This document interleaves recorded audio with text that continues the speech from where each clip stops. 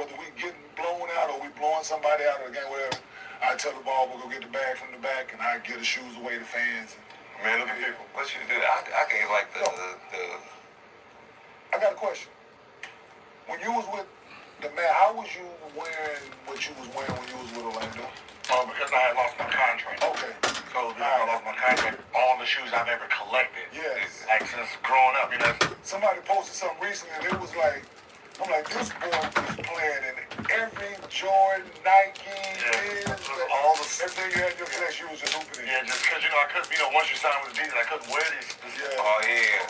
Yeah, because you stole a whole lot of them. But you left it for Nick, dude. You left all your shoes. I left them for you. Or didn't you? I left them for you. So basically, all the stuff I had, I just wear these. And what was a real comfortable shoe I hooped in when I was with the Knicks, that Jordan 9 that they made in the Knicks colors?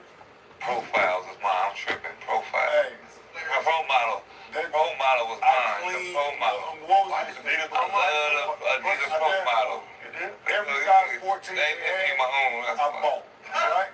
Favorite shoe to hoop in? To the point, like, Nike would send them to me, right? Yeah. So I searched every pair of them out, and I bought all of them, right? Throughout the city, right? I got a few pair of them, right? But I bought every pair that I could find, right? To the point, my Nike rep, like, put this out like, they on my ass, man. Can you please stop playing in them? Right? Because Miller was a Jordan guy. Yeah. And I'm playing them 9s every game. They like, yo, can you please? I'm like, he motherfucker comfortable. Send me something else. Right? But what's going on, guys? Built this little mini gym area that I'm sure you guys what a very small footprint gym in a basement might look like. So there is expedience, which basically allows you to do anything that a functional trainer. But them joints are comfortable. But go. Your favorite shoe to play? Ooh. Besides my own signature shoes? So before I got my signature shoes, the Bo Jacksons. I think it was it was either the Bo Jacksons, cross trainers, or the Air Max 95. Yeah, cross trainers. Yeah, You were ahead of the time, huh? Really? He played in some Dolces. Had to run fast. He played in some Bonds, right?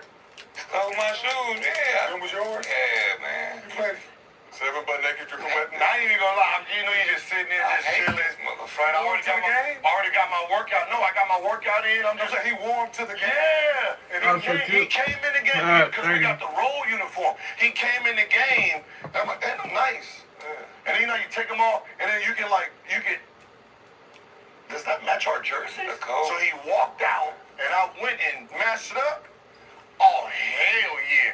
Put him back. I did it, though. Put him back. We got dressed, had my regular shoes on that I was going with. 1, 2, 3. Went out there, did the little warm up and stuff. Went back, gotta go to the bathroom, put his shit on. Yes, sir. Let's go. I don't know how I did that because I don't never hooping with no soles in my shoes. I put my soles in.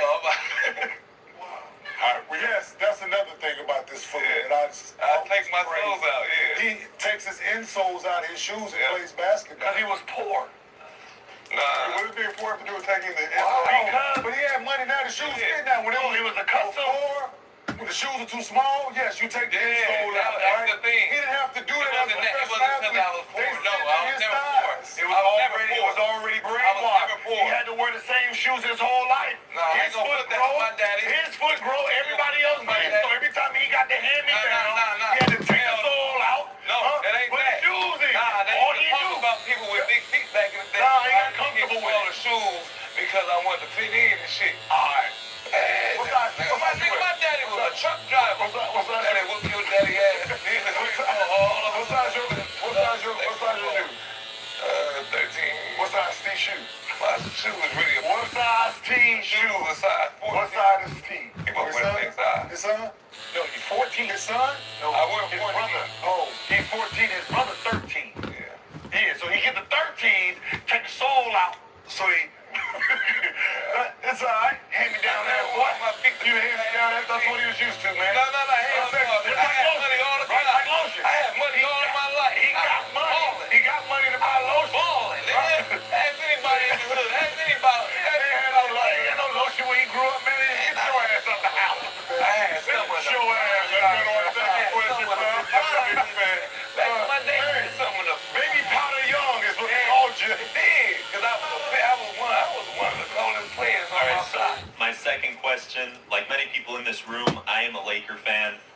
I overreacting to say that after last night we are not making it past the first round? No, not at all. But the reality is, you know, I'll answer that one. Not overreacting. Very difficult to watch. It's hard turning the TV on and seeing that level of play from a team that has championship aspirations. But we will figure it out. We agree with you. That's not the journey. Long as we don't play Denver, we thinking championship. He gonna play Denver. We match up with Denver. He's gonna be number one. Huh? He gonna be number one. But as the 4th seed in the West, you know, we'll see who gets that 5 seed, who will have the home court advantage over. So y'all gonna stay 4? Nah, hell no. We're gonna be 4 out there. It's a possibility. We have till February. It's hard to Houston, shit. Huh? AJ Redick, Negro, Tennessee. I told you my we Black should have won that History game. We shouldn't have won that game last year. That gave us the guarantees. I told you that. But fared much better against the Thunder. Hey man, you said you the biggest fan? How many doors down do you live from him? We know you as a neighbor. I live in Winnetka, so I'm the other side of Ventura. Yeah. The hood, Gil. Yeah. You live rough. Necka. They only got 2 targets over there. I called him nigga calling out the liquor store. Whole Foods ain't over there, Gil. Biggest fan. They just Biggest fan. He ain't got a fan. Family. You know, that's family. Okay? He had the autograph. I know that's the Junior jersey, bro. I seen the stains on him, man. See the Kool-Aid stains, man, all on the goddamn shirt. That's him. I can't wait. I can't wait. Some fisticuffs likely to ensue after this program. We appreciate you pulling up, asking those mostly fans questions. Appreciate everybody on this couch. Appreciate everybody in the chat. As always, another productive week here in Gilberto, arena presented by Underdog Fans. They said Nick wasn't broke. I know. It's your parents. We will see y'all next week. I had both my parents. Yeah, both.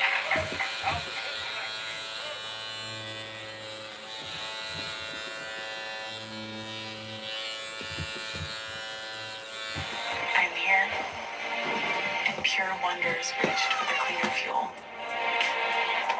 I'm in the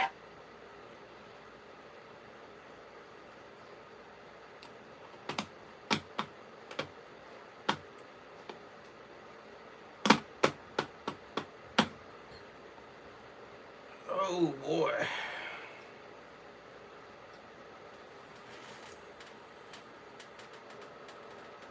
Let's zoom this bad boy out. What's up, Tay? You said up. Grind, I see. Yeah, man.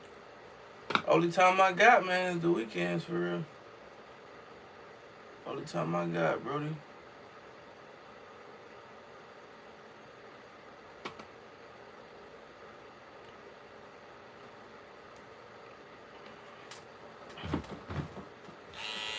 You about to go to work or something? It's like 4 in the morning.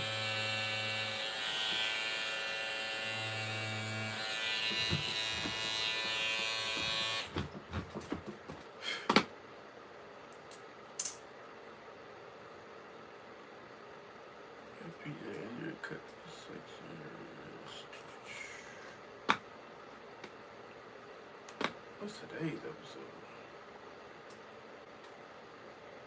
Are you just up? Man, what should I watch, bro? I'm trying to find something to watch. I'm already caught up. I'm caught up on everything. I guess I can watch Nightcap still on? Nah, that's not.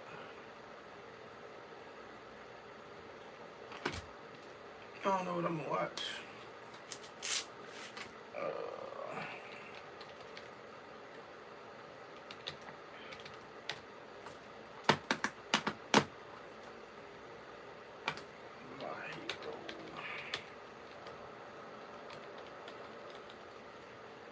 Guess I gotta watch these last couple episodes of My Hero.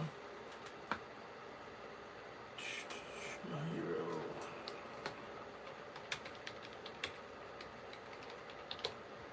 My Hero. What is season 6? Oh yeah, they planning the funeral and everything?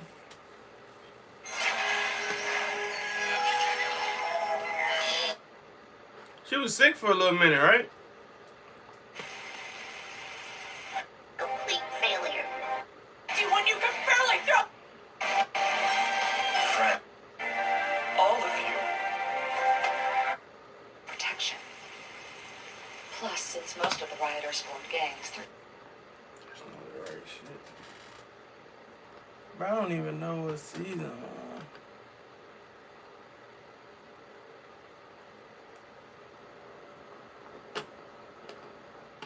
Fuck. 2023. Is this season 7?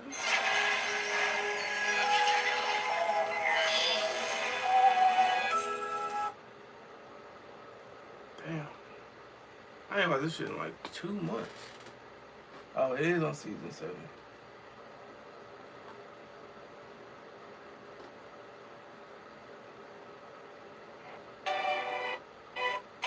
This, in order to get your hands on One for All, you allowed an intent. Him. Gonna keep doing my best. The fuck?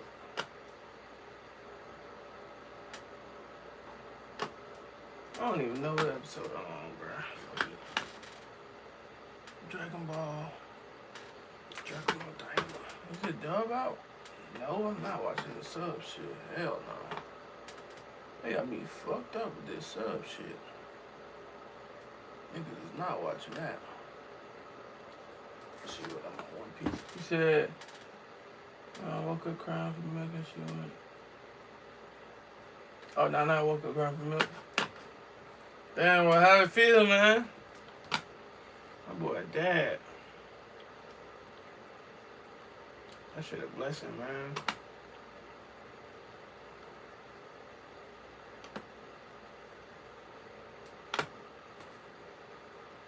So you really done making rugs? Yeah, Cam, I'm off it, bro.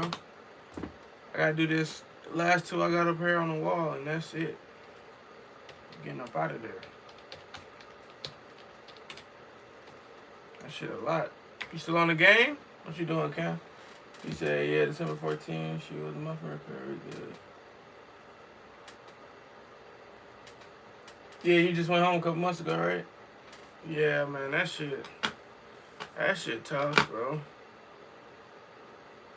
Especially with her being so young and shit. That shit tough. Cause it's like out of your control. That's what make it worse.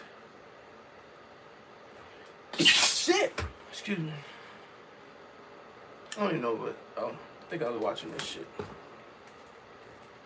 Alright, so listen up. State Farm was trying to charge me $197 for car insurance. No, thank you. I got a friend who... He said BO6 trash. Can't play it. Man, I played, I ain't had time, honestly, but I played a little bit of it. It's too easy, man. Like, it was too easy. For the beta, like, bro, I was getting like 40 pieces, like, and I'm like, yo, like, I'm telling everybody out my group, like, yo, like, am I tripping or it's too easy? And then it was all like, yeah, I'm always getting nukes and shit. I'm like, bro, this too easy.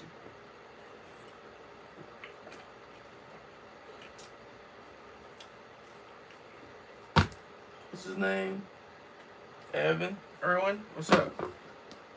I'm watching this Mellow podcast now, I guess. Already here. It's not too late to finish the Yelp strong. She is different from the beta. That's right. And Peloton is a great tool for adapting your routine. It is? Man, I heard that shit was too easy still, man. I mean, I'm gonna get to it. No matter where you are, the challenge is always there. I'm gonna get to it when I can, man. I ain't really pressed about it.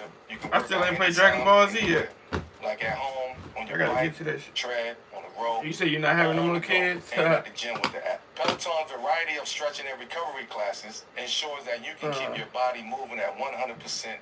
I do want a son eventually, man, but I ain't. Be it running, cycling, or I'm one good of the on that many shit. disciplines Peloton I gotta offers. get. From strength training I gotta get all my programs other shit to first. time to meditation and yoga. For the I'm trying to get like post-game, 3 cars right Peloton now. has what you need to keep you on track to achieving your goals. I ain't Find fucking with the your kids push. shit right now. Find your power with Peloton at one Peloton. Trying to get cars, another house.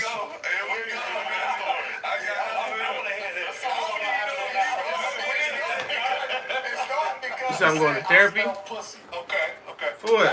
That's what Like relationship shit or what? I'm not gonna reveal the phrase. But go ahead. No, go ahead. I can say that? I can say it. No, I'm saying it started. It started with that shit. Yes.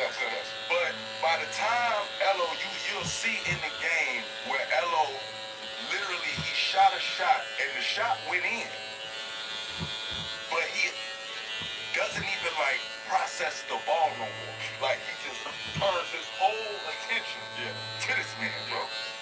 He run it back. He's not looking at the game. Like the game was over with for Melo. Like it didn't matter unless it was gonna be one-on-one. If you gonna throw me this ball and you gonna guard me, then it meant something. Other than that, it was like how many shots can I miss? He bumped each other and dude. It was wild. Like I could tell Shorty done checked out. You see what I'm saying? right. I hate Chicago people accent, bro. After the game, Oh my God, Elo what's good? storm off. Like he don't want to be calmed down. He don't want to. Isha, appreciate the follow on TikTok, big dog. I don't got to shower nothing. I already showered at half. Appreciate that. You know what I'm saying? I'm good. Like, yeah. Cause you know I had to do a pre-workout before the game. I'm doing rehab, all that. So I used to like damn near come to the bench. Well, yeah, Cam, when I get back on the game though, like I gotta play this Dragon Ball Z shit, then I gotta I'm on the side. I got hella racing game. I started playing a little bit, but I ain't really had time, so This might go left. You see what I'm saying? Like, I ain't I gotta get back to that. This could go very left, like south. Like, alright, so they go to the back. Coach is coming out. Elo is in a towel already. He stands there. They come in there. They basically on some, like, getting ready to have a speech. This nigga walks off, goes to the shower, because he stayed there, because sometimes shit, I got he 2 just had a bad cars. game or the energy was bad. Right They now just I'm going like, there man, just because bring it of in. So he was trying to stay for that. Nah, it's a good thing, man. Like therapy, man, it'll help a little bit. I went. One of my close friends got killed. I went for a hot minute. That was like my first friend that really died that early. For real. It all off of this. Ain't no chocolate milk, ain't no protein shakes, ain't no, you remember they had the little wire. And it was like a little brother to me too at the same time. He used to be doing that after the game. He got the ball. Yeah, that shit He was got rough. the little jump rope. He got all type of shit he be doing after the game. Keep himself sharp. Shorty, the man skip all of it. I'm looking. Like, yeah, it's not gonna help. Like nothing ain't gonna never really make you feel better. You know what I'm saying? Ain't gonna never, that pain ain't gonna never go away, but at the same time, man, it makes it feel a little bit better because you got somebody like you could talk to and they just gonna sit there and listen and they ain't really gonna, you know what I'm saying? They ain't gonna really try to take, you know what I'm saying, your thoughts away from you, like having a regular conversation. Like they'll ask questions and they'll kind of try to probe and try to get you to talk about it, but at the same time, if you want to talk for an hour straight, just stories and memories and all that type of shit, like childhood shit, like they'll let you do it. But at the same time, you know what I'm saying, that's what you got your girl for. Y'all should be able to have those conversations too.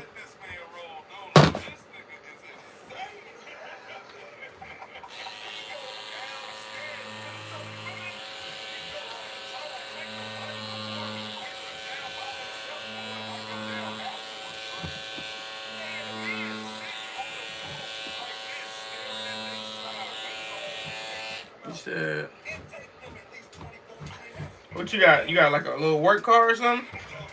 I know you got the mirror. Yeah, I be saving. I mean, I ain't really saving nothing right now for real. Like I just be flipping shit on my stocks and crypto shit. But right now, like I spend a lot of money like Christmas and shit like that, but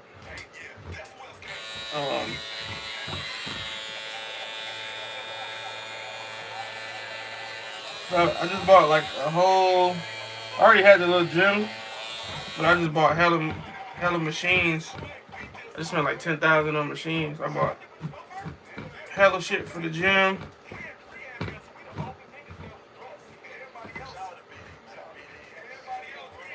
So that shit gonna be nice.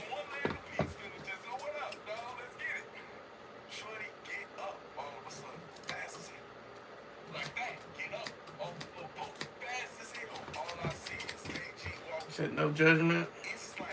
What you mean? You said no judgment? I appreciate future reference and I got a big body Dodge. Oh, you got a Dodge Durango?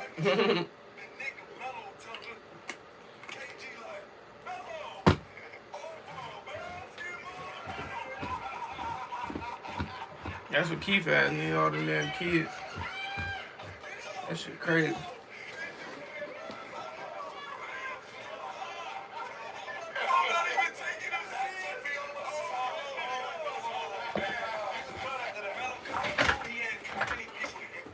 They ain't even really talking. They just over here yelling. Man, Shumper just over here yelling like a mother. Like, I turned it up a little bit. He too loud. You said no judgment. Oh, you said when I go to therapy? Oh, I don't go no more like that. Because, honestly, like, I really got tired of going. Like, it started getting annoying. After going for about 2 years, it was like the same shit. Like, I just stopped going. Like, it was cool for a little bit, but then it just got super annoying having to drive there. And like the hospital is like, it's a little ways out from where I live, so it wasn't necessary. Yeah, no, I was talking to my brother. My brother about to go to therapy. I'm on YouTube. I'm on YouTube and TikTok. Isha. So I'm reading 2 different things at the same time. He said,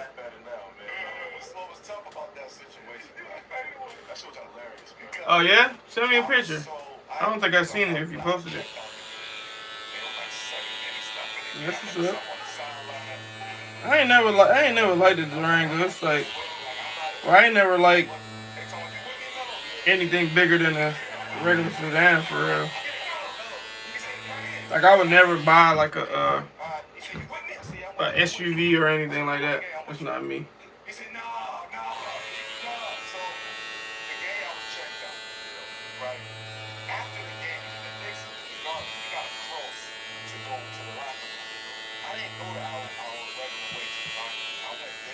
I almost bought a Cherokee though. I really like those. Really like those Cherokees.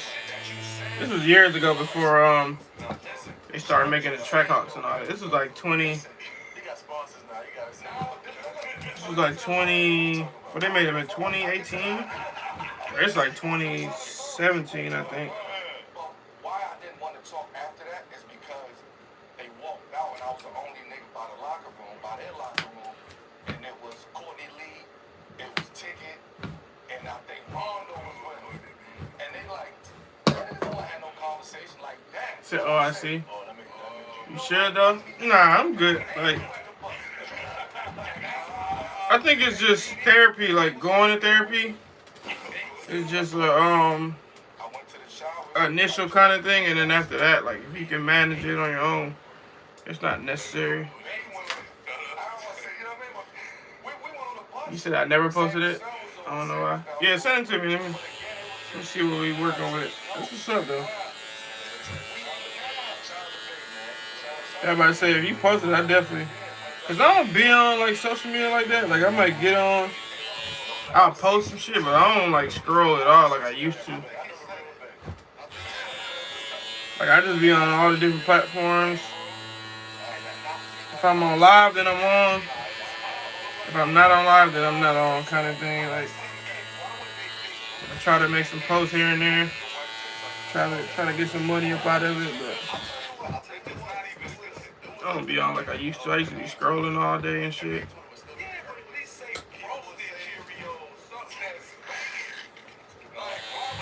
Durango.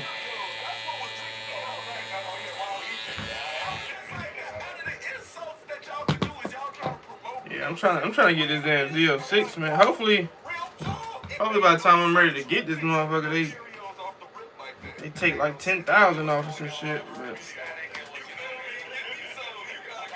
If we keep it valued, then it is what it is. Like a lot of people start to get involved in conversations have to be had because you denied it. When you know what I mean? Like when the conversation was had, you denied it. Nah, why? You know what I mean? Like if you would have came out and said, like I said what I said. Yeah, like nah, it's part of the game. Like then I'd have still felt that way. Right. With that being said, yo, we got the platform, yo. There's a couple things off. Said your work looks great. Appreciate that. Appreciate the follow too. I don't know if you heard me say that. Appreciate that. It's like the first time I really heard Rudy Gay talking for real. Like I'm trying to turn it up a little bit. Like when I turn it up right here, it's like almost too loud. You feel what I'm saying? I'm a peace guard, man. You know what I'm saying? So Ticket, you want to come on the Brown Council? You want to come holler at us? Come have some fun? We talk sport. Ticket, but you know what I'm saying? But to this day, this thing is off limits. No, that's what I'm saying. Weekend, though, people be thinking that he don't like what happened to All-Star Weekend. All-Star Weekend happened right after that. I'm telling you, so it's on site. Real talk. It's on site because it's still fresh. And I'm steady telling him, I'm like, but it's a storyline. Melo KG at All-Star Weekend. Same thing, like what's gonna happen? Yeah. What you getting out of it? Who cares? I'm telling them, I'm like, shorty, you know me. I'm one of the most just lit niggas in the world. Like, I will be like, I don't care, nigga. I'll bite my Love that, bro. Even I was like, Love that, bro. hey, Melo, it's All-Star Week. Nah, like you can't. Nah, Also, bro. the energy still high. That Jump first on practice, somebody. let me get to that. I was like, I just couldn't have It was Melo that- be it the was evil at an guy. all-time You'd high. have been the evil guy of the NBA. Right? You'd have been the most evilest man of the NBA. So think- Russian man All-Star. So think of this. Picture this. He did the over basketball first. Okay. Right? It was like this. No, that's hilarious. I don't know why you did it like that. Do that motherfucker like this. All the ushers, all the ushers. Oh, bro, it looked like he was scoring over F. It was so funny. It was like the good times. First of all, I think it's 7 feet. So, It was so funny. right here. All you see is this. That ain't the NBA So logo, keep that in man. mind. So now it's bubbling, get to All-Star. Now in my mind, I have a conversation with him. I don't know what's what. I don't know what he thinking. I'm on site, I'm on site. Right? Get to practice, All-Star practice. I'm over here, you know, I'm playing the side though. You know, it's a pit me and Brown on the scores table. Like we're just playing the side. We practice. David Aldridge is anything. He says, Ticket is like floating around. And, you know what I mean? It's the cameras Melody on there, and Kitty. Yeah, you see Hey, it. man, Thank you for following. what's up with you? Like, you know, y'all on the same team. You know what I mean? Like, how is it? Before I can answer, Ticket comes over, put his arm around my neck. Now I'm like, Camera's on. you playing with me, right? You playing with me. First you gave me the Basketball. now you threw me in the lock. Nah, man, shit ain't about nothing. Right? I don't have no time to tell my side. Right. You jump right in, boom. Nah, I ain't. Manipulated the situation. Right, so now I'm like, oh, nah. This is the nastiest hug I ever felt. Like, I really don't know what type of time he on, and I really wanted. I'm on site with him. But what that made me do, it broke me down though. Right? It broke me down because it's like, what we really doing? You get what I'm saying? Like, what we really doing? I don't really know if I really want to accept this. You know what I mean? Like, this ain't the apology I'm looking for. Nigga, like this is.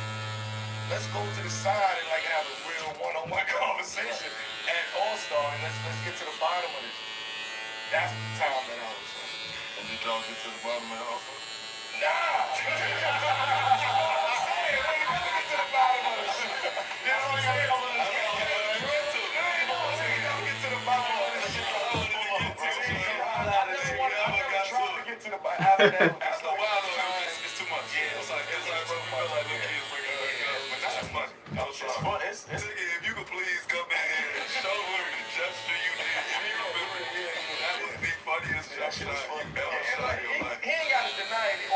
say he did or he didn't. Right? Yes, he do. Yes, he do. You gotta redo it. I don't want to hear. Oh, no, not the talk. Not the talk. I just want the jump shot. No, I'm saying what was said. You said, were you a barber for doing this? Not a barber, but yeah, I be cutting. I mean, I cut people here before, and I cut my own Backstory outside looking in, you was in the locker. about every other week. Outside looking in, it's like, yo, I've known him since I was. You don't gotta be a barber to do So I'm this, like, yo, though. I've never seen him get out of his character like that. Yo, I made it look bad, though. I know what you've been through. I know. Cameras, right? The footage that they put out. It looked crazy. I had the Ralph Lauren camo vest though, right? Like the camo, I think I had some Timbs on. I had like a burgundy, like a burgundy silly on or some shit. That's how I know you was there. They had ankle socks with the Timbs. That was nasty. Hey, I'm telling y'all, he had on some hooping socks.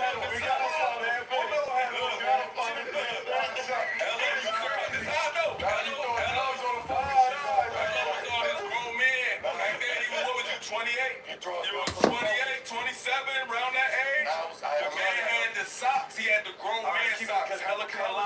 Let's see what you got on, man.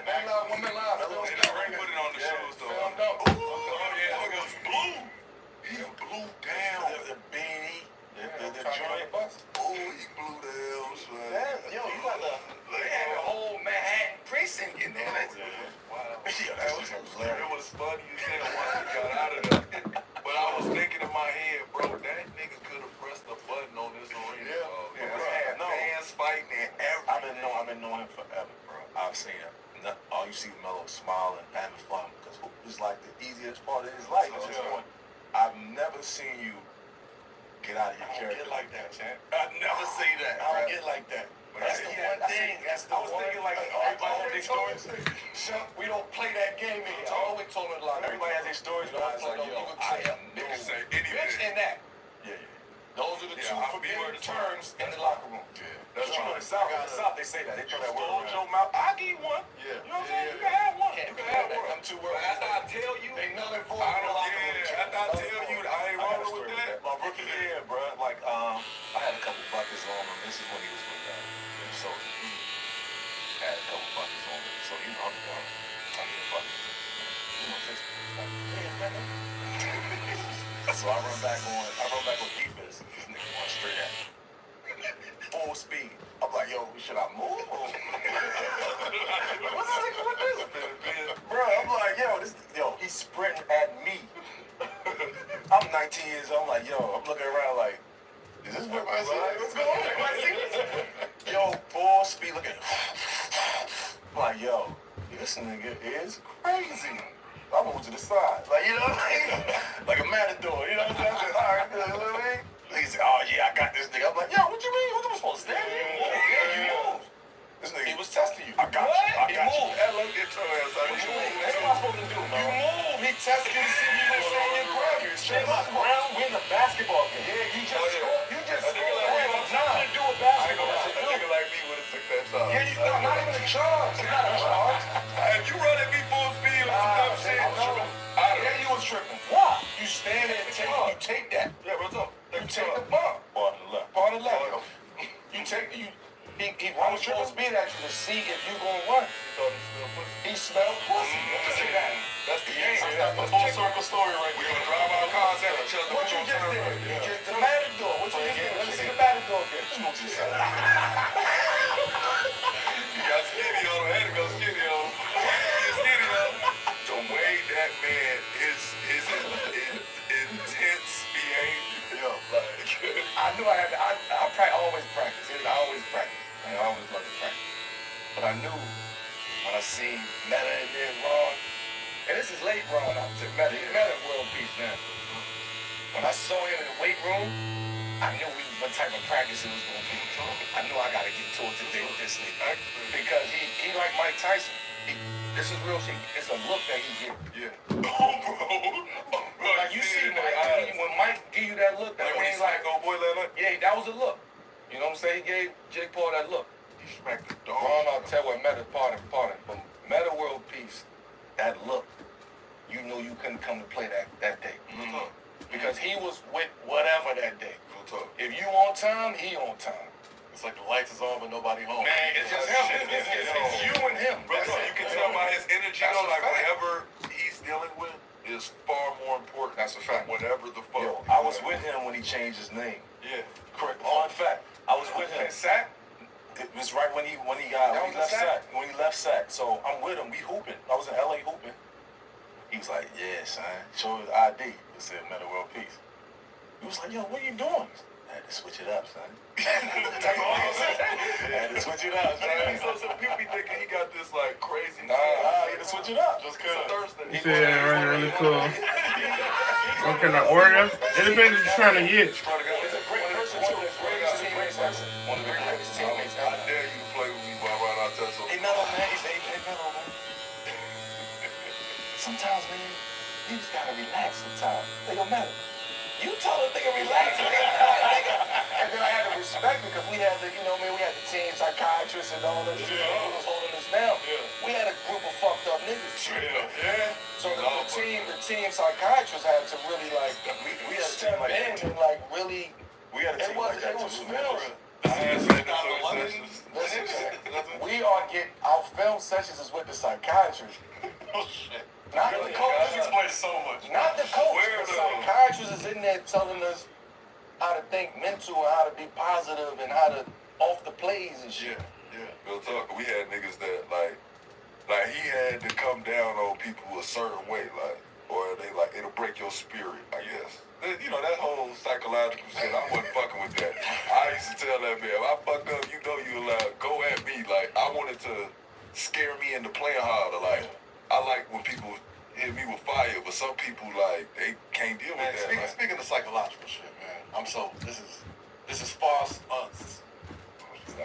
going over all my expectations for this episode because one of my favorite podcast clips just ever in life is you talking about guarding Kobe. Oh, right? okay, cool. Guy comes in. I'm gonna do all that. Stay loose, baby. We do that too on here, though. We go down that route too. But that Kobe story that you told, we got a couple good players in Kobe. Right before the fourth quarter, he comes up to you, he's like, yo, good game. You know what I mean? And then You said you got a great goes on an insane fourth quarter. Y'all both on the same team, obviously. Heard your perspective, you know what I mean? Mello, shut the fuck up, nigga. What is you doing? Man, be quiet, nigga. What happened from your point of view? I want to hear his point of view first. I remember playing that game and we was doing well. You know what I'm saying? I felt like the game was back and forth. I always thought in my mind, I ain't gonna lie, because I had deflected the ball a couple times, either I got that much better at basketball, or I always pictured this nigga being godly to where I couldn't guard him, to where it's now it's shocking me or some shit. But I'm I just expected much more of a headache dealing with Kobe Bryant. And I'm sorry. Dog, we came out for the fourth. Feel me? I went by the scores table, got the sticky shit on my feet. I always did that because I'm ready to turn directions. Whatever y'all trying to do, let's do it. I'm sitting over there. I'm looking down. I used to look down on my shoes. I used to write little stuff on my shoes and shit. Looking down, whatever. And I see him come over there. He ain't came over and bothering me all game. I've been talking shit to the man. He ain't replied. He ain't got much to say to me. He don't really care. He walked right over to me, bent down on him, shoulders in his hand. Had a great game, fella. Great game.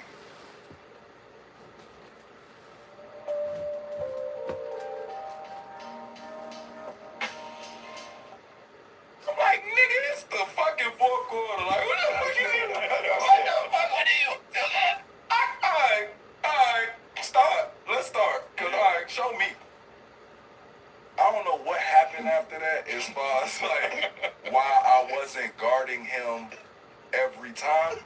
He was getting open, he was causing switches, he was setting back screens. He wouldn't stay still. He kept picking spots. And then he was doing dickhead shit when he got somebody else, he'd look at me. like trolling me. You know what I'm saying? I came out one time because Tony said I ain't had my hand up. Nigga shot it from like 28 feet. You know, I put my hand up. If he gonna come down, sprint to a spot and shoot it from 5 steps behind the 3, that's a great shot for us to take. Yes, shoot it. Yeah. It just went in. You know what I'm saying? He was dogging us, sonny. I'm talking about pivot, spin, pivot, off the glass, to the corner, power solve. Oh my God. You know what I'm saying? Like, he really wrong. Like, Throws it off the glass. that's what I'm talking about. Caught it and threw it to power solve. In the car. Dancing on us. I think we still won, low key. But he was dancing on us. Like it was nothing, but he was doing it to prove a point. I remember that. He was chilling. Was that the Jeremy Lin game? No, we won the Jeremy This Lin is game. one That was different. I caught him on the street. got it when he had like 60. We gonna get one on the street. He had like 60 for like the whole road trip. He averaged 60. You remember that? He was dog. Yeah. Well, that's So to that point. Yeah. Shump is, like the coaches, again, is, Shump, like, you know what I mean? Like, you shutting that nigga down, basically. Like, me up. Like, not shutting them down, but good job. Like, you retaining them, you making them work. Doing great. Best job you can do. Cole the whole time is he's taking shit, like, he just shooting shots, coming up, pitch, boom, shooting shots, pin down, shooting shots. He just warming up. So he go to Shump and say, good job. Good game, great game, you know what I mean, whatever. That means it's over. Yeah. Like, you had your game already. And I'm trying to get Shump to understand what the fuck is about to happen. Because I started tweaking. What the fuck? They went right to the triangle offense. Center opposite every single time. Shump fighting over screen. He coming back off. He hitting Powell. I said, going down that block. I said, he done figured Shump out. Real talk. I said, he done figured Shump out a long time ago. And we don't understand. Shump is still on 1,000. That's when you start calling me a bunny rabbit. Yeah, he's so like he's jumping at every shot fit.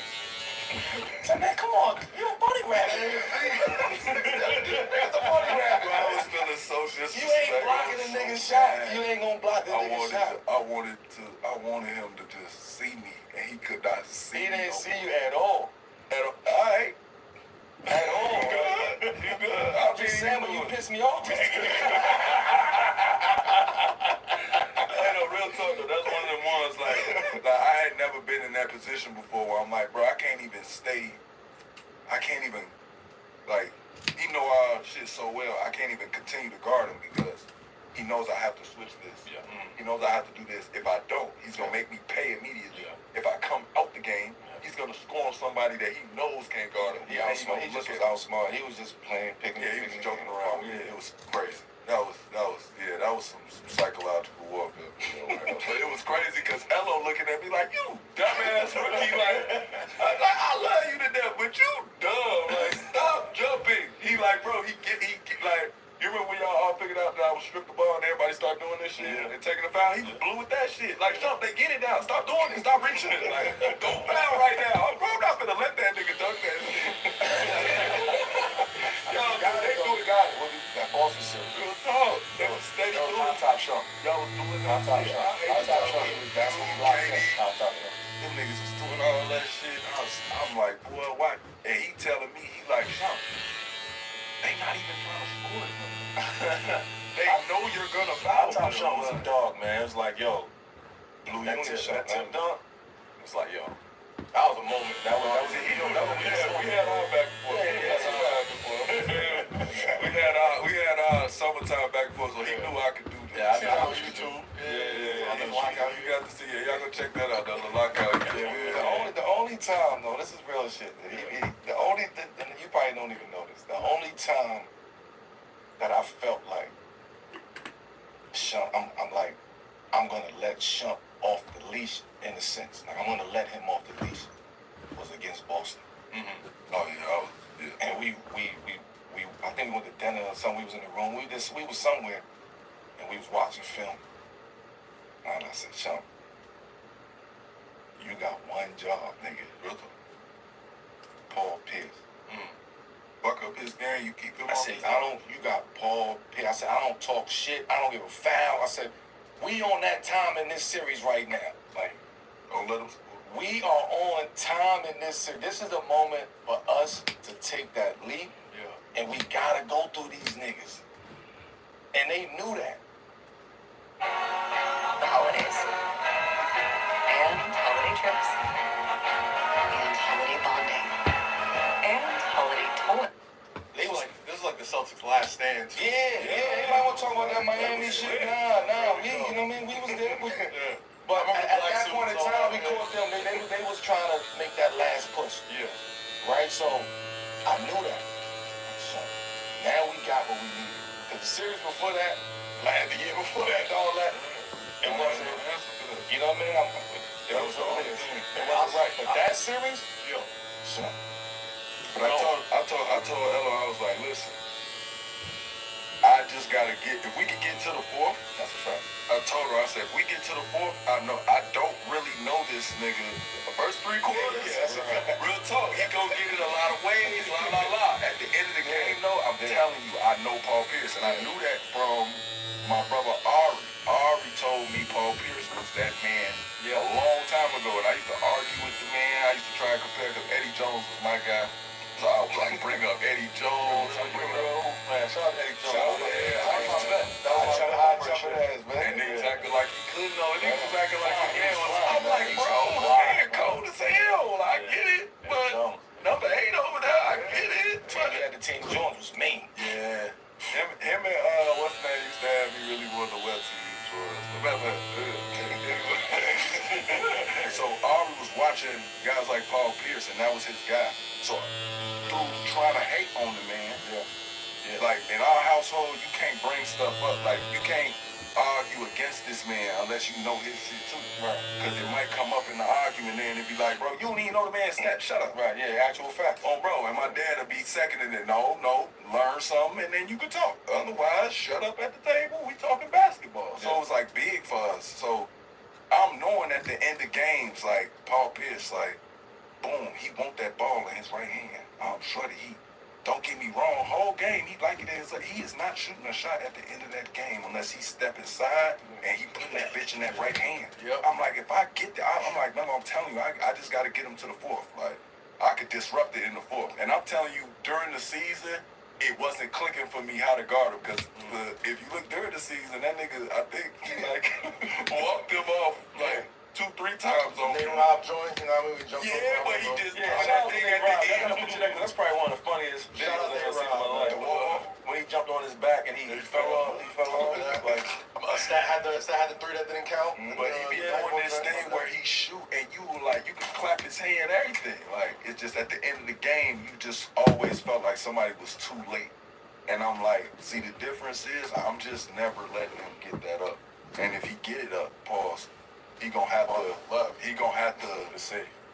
to like at least twitch that elbow. I gotta at least see it not be comfortable. Like it gotta be some sort of flinch. Yeah, it's To happen. Like attention to detail. yeah, so I was like, I'm gonna attack his arm, and if I see that arm twitch, I'ma scream it to Melo.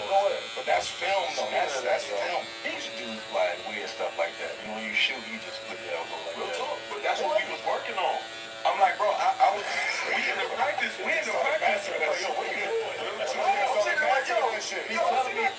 I'm like, Elo, I'm doing this. I'm like, bro, we did it. He like, bro, all I'm doing, Sean, you doing all of this. If I tap your hip, you can't move. He like, I get it. You think that you're so powerful. If I do this real quick, you can't move. And I start realizing, like, he's right. Like, I'm in the middle of a slide, and all he's doing is waiting for me to get down and pushing me before I start sliding. And now I'm slow as hell. Can't move no more. Ref can't see it. No harm, no foul. It looked like nothing happened. But I'm like literally Melo taking his thumb, putting it in my hip, and now I'm dead. I can't move. And I'm like, bro, I didn't even realize niggas was doing this. The little tricks of the trade. You know what I'm saying? But once he started telling me that, we started overdoing it. And we laughing during the game, getting away with it. Like I'm yelling to him during the game. Oh my God, my God! Go it, niggas just throwing it at him.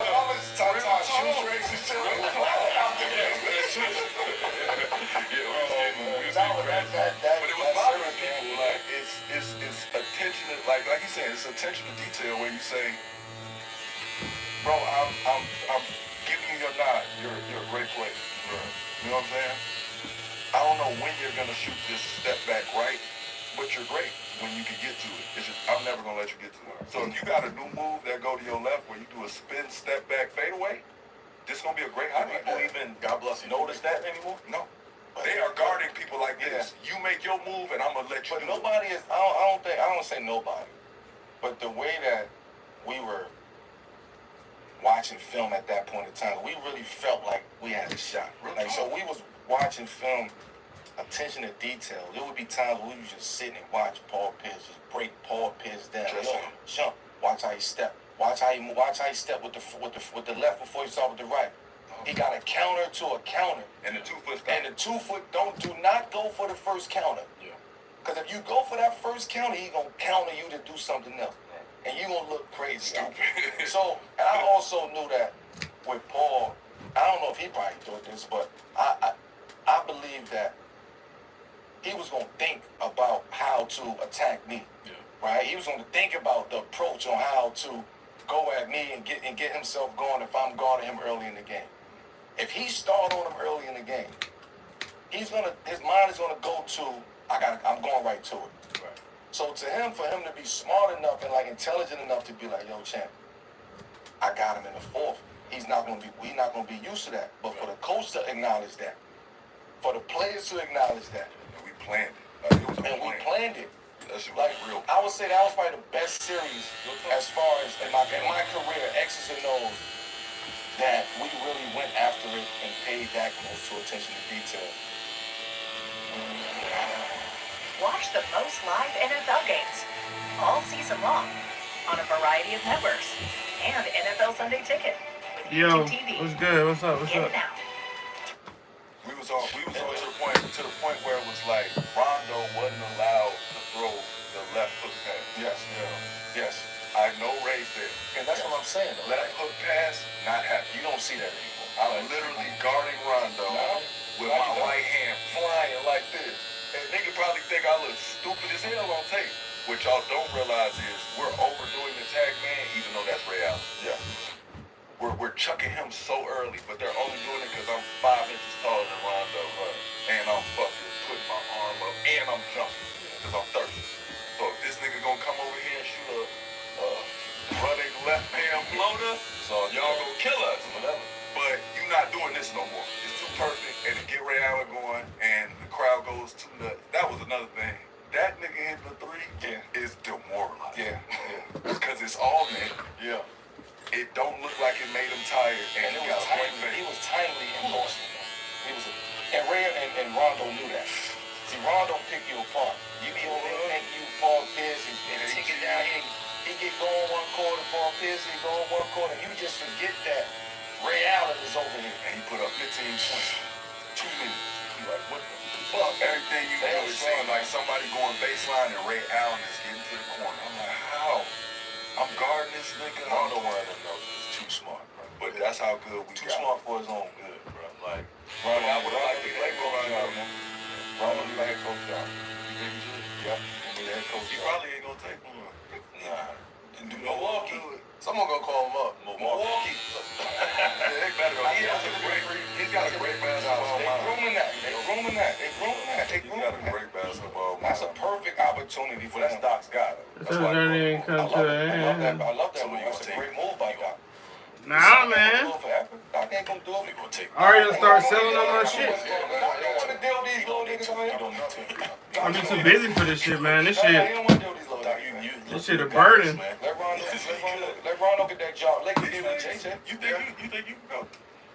I think I could coach. No, I'm saying. No, I'm saying. Ain't been I'm never trying to- come I'm to a asking it game. back to you as I process. Yeah. I had to take a couple weeks off from the gym just so I I can think your basketball fucking mind, get all this everybody shit realize done. you coach. I'm saying, would you be willing to coach these new kids? Yeah. I'm off this shit.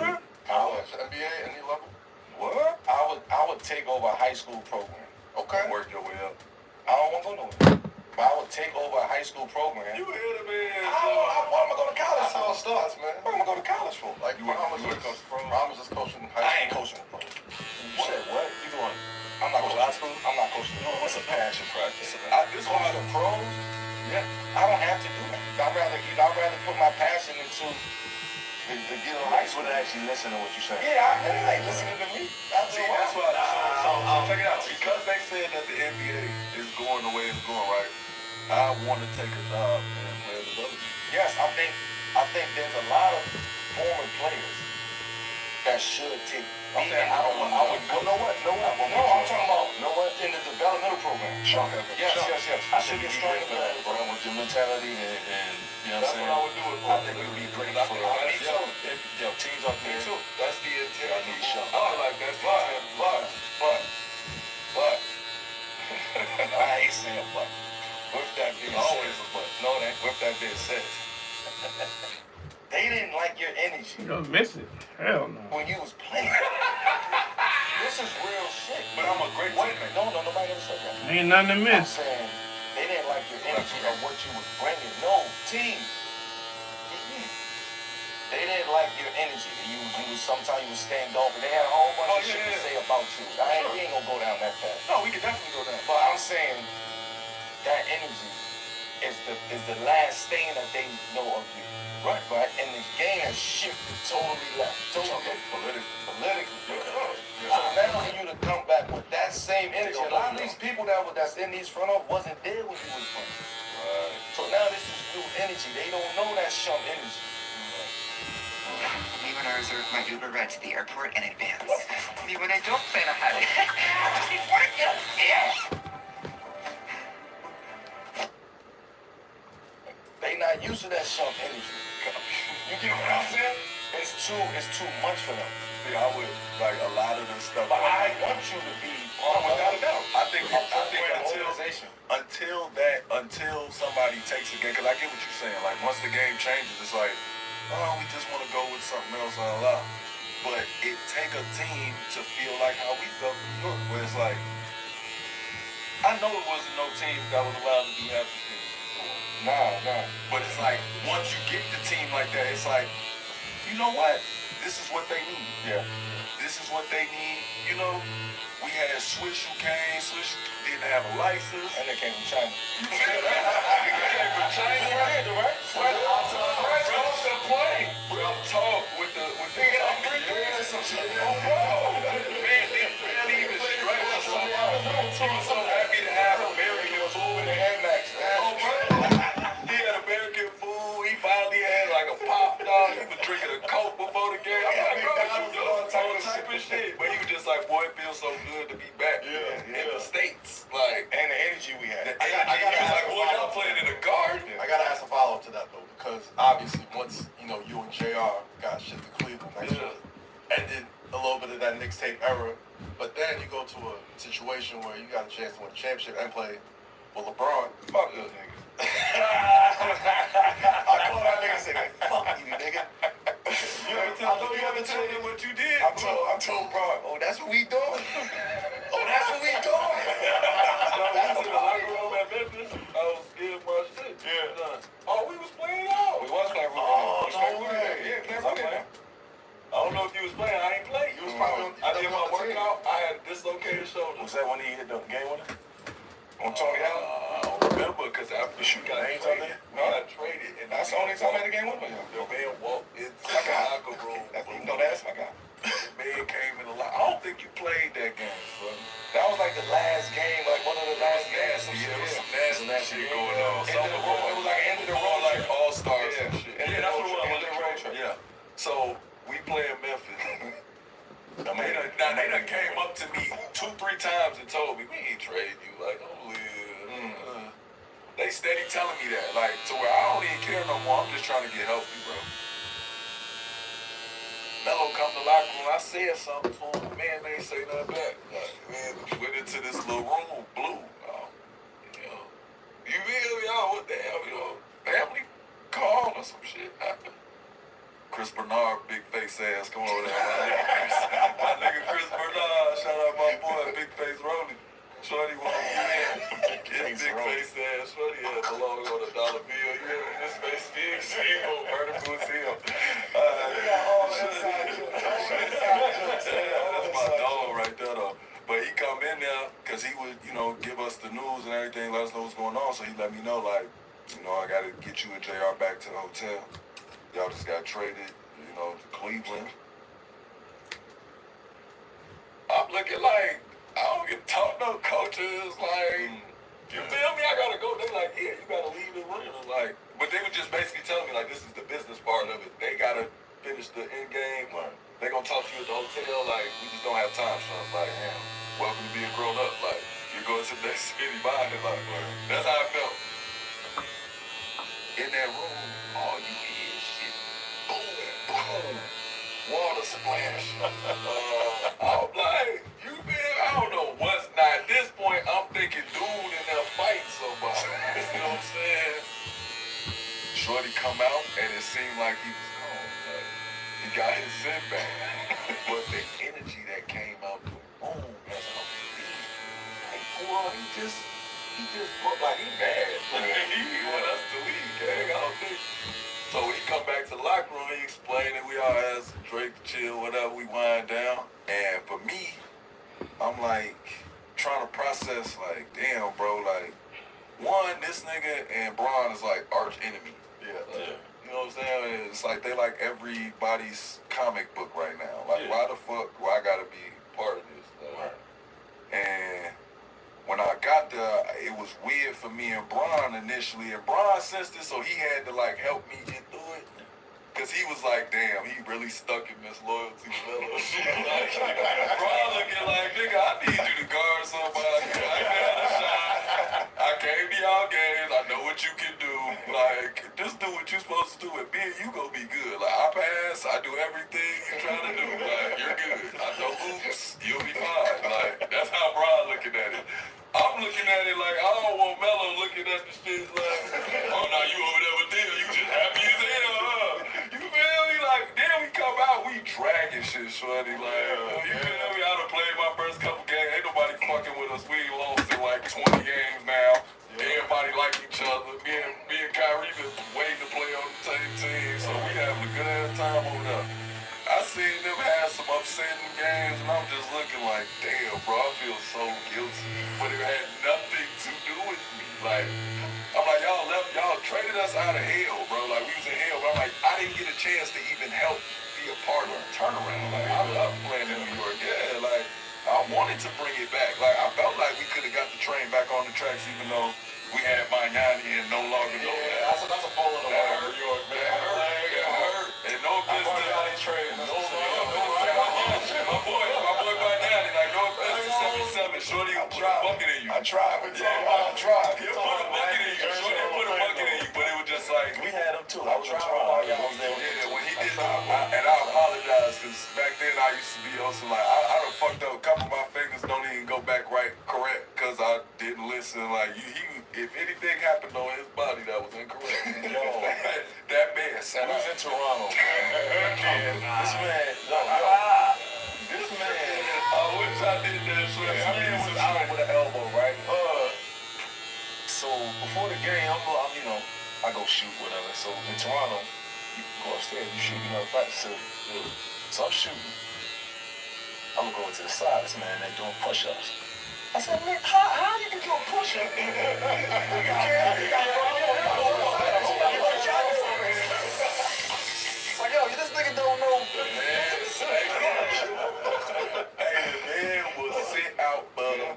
But he'll just be like, and he would say, like, no, something like, I'm gonna compensate. I can't go out there with this, and I'm compensating. I hurt you. Some push-ups, though?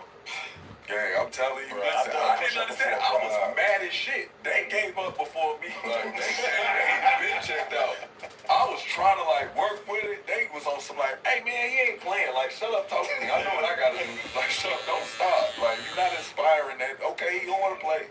Give me the ball. That's what it was. We played running a while. Played them in the garden. Cleveland. Oh, yeah. With Bryant. I mean, almost everybody has them last 2 years. That's what I'm saying. I'm calling like I said. I'm calling the game, right? But the year we played Cleveland, man, Switch had this under our belt too. Yeah. That year they put everything together though. Before they traded us over there. That opening night, we got down on them. Oh, yeah. and we talking wild crazy. You remember that? I thought We so. got out So on now them. you see my position on the stage. You feel We what got I'm saying? out on them. That's So what why it hurt. happened, It hurt. only thing going through my mind is Braun, right? Because now I know this is a chess game. Like it probably ain't a chess game with me personally, but it's a chess game. Yo, I gotta get these niggas away from him. Yeah. Right. Shit is fucked up over there. I can use Real talk. I can use Shump and JR to go win a championship. But you knew though. Huh? You knew how. Hold up. Yeah, no, I knew how he thought. No, you knew how they could be for that. Yes. Oh, yeah. But I also knew what I had. Right. I was, you know what I mean? So that's why I flipped out like that in the locker room, because I'm like, Just put me back 3 years. how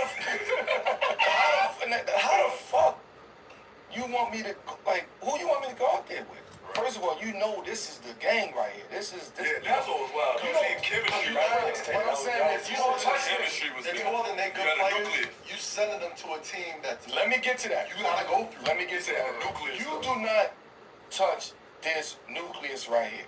I don't give a fuck what you do. You don't touch this nucleus. Now, we struggling now. Mhm. So now it's bittersweet for me. Because I really want these niggas to Do succeed and do well. And like they killing me, they killing Shump, they killing JR. I really want, I can handle this shit, but I really want them two to figure this out.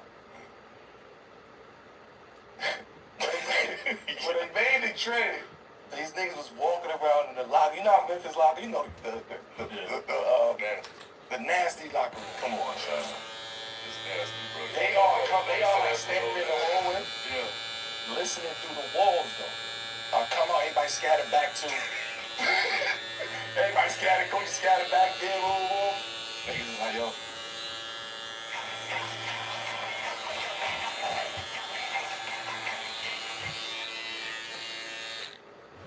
Bring Melo here, man. Bring Melo here. I said, yo. Y'all niggas can't say shit to me. Do you know what the fuck y'all just did? You gonna send them to him? I was never upset. Loud. You gonna send them to him? We're building to go against this nigga. You gonna what? Nah, y'all don't give a fuck about me. Y'all don't give a fuck about me, about what's going on over here. This shit is nasty. This is pre-championship, bro, though. Yeah. For the championship, so this this year. this put them over the That's top. what I'm saying. I'm letting them know out there, like, yo, this is pre-championship, bro. Pre-championship. This is championship. He already had championships with Miami. Yeah. He was in Cleveland. Yeah. Okay, yeah. This is the one he was going with Cleveland. Right. This is the one. This is for you. Yeah. So we went there the first year, and remember, we let the light-skinned man win. The whole game changes to the three-pointer. There's only one light-skinned man. You feel me? There's only one of them. You feel me? Yeah. Alright, cool. Light-skinned man win. You feel me? They win. The whole game start changing over that way. When we came back, 2016, to run that back, that was when I was finally able to say I was like on the cat. But prior to that, I He was on the Knicks tape. still felt that way because I was also like, Mars was hitting me with the like, oh, you just went over there with them. I'm like, bro, y'all traded me. What the fuck are y'all talking about? Like, what? What's the yell at show? He's still the Knicks tape, nigga. Yo, bro, He's still the Leave it up. Oh, bro, I'm so confused. I'm confused. I was just trying to head you, so you still with us. We can do this all night. We can do this all day. I love these mixtape stories. I love. I think Bargnani's probably a nasty Jersey Hall of Famer as well in New York City. But it's time for A Americans. nasty Jersey Hall. Nasty We gotta Jersey go Hall. down there with me. Hold on. That's You might have one, Shaq. You might have one. What's my nasty? The Cleveland count. No, Cleveland don't count. That's not nasty. That's a gold though. No, that's Yeah, that ain't nasty. I remember I was getting off. Houston was good.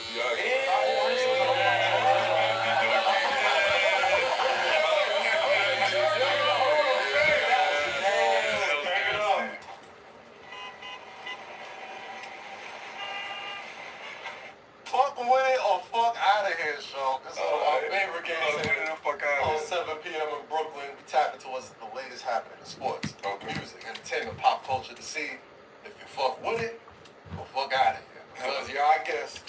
Today's episode is all dedicated to you. So, Sean, from the high top fade to the top of the braids, you never really shied away from using your hair to express yourself, right? Really be artistic in it. This current era of the NBA, you got cats like Jimmy Butler, Brandon Ingram, you know. Right. You got him rocking fresh silk presses, you know. You got emo Jimmy doing the photo jobs and all that. Fuck with it or fuck out of here. Players taking more risks with their hairstyles. Fuck out of here. Fuck out of here. Is there somebody specifically that has to get a fuck out of here with their hairstyle? Fuck it, this mellow podcast. I ain't gonna say it specific, but I'm saying like, one, stick with your like the racial benefits of the styles with your That's chills. That's just stick with the racial benefits that exist. Okay, I see what you're saying. Certain hair look better braided. You know what I'm saying? Like, We comprehend it. you feel me? Absolutely. Don't overdo it in that department. And then, I hate that I did it once too. But just stop dyeing your hair. Just stop. Wow, myself. I said patch. Yeah, I had the top done just because I was again studying old players and Mason and all that. yeah, they was doing that, so I just was trying to blend in with the old Knicks. But I'm saying, even fuck out of here to me. Why did I do that? Like, The post 90s. Oh, that was my shit. that was I was on that. But there was a lot of upkeep with that, though. Not really. My brother was my father, so I didn't care. Okay. And plus, people don't realize, like, if you ever look at some of them games, G, I didn't comb my hair, nothing. Like, my shit, I didn't care that much. I just knew I couldn't cut it off because it was part of the brand now. But it was too tall. Like, what are you saying? Hey, Sean, what you doing, man?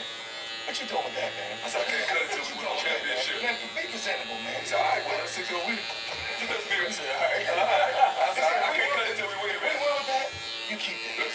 We got past the first round, and they were like, no, you said you gonna keep it to the championship. Go keep it there. Like, so we was rolling with that.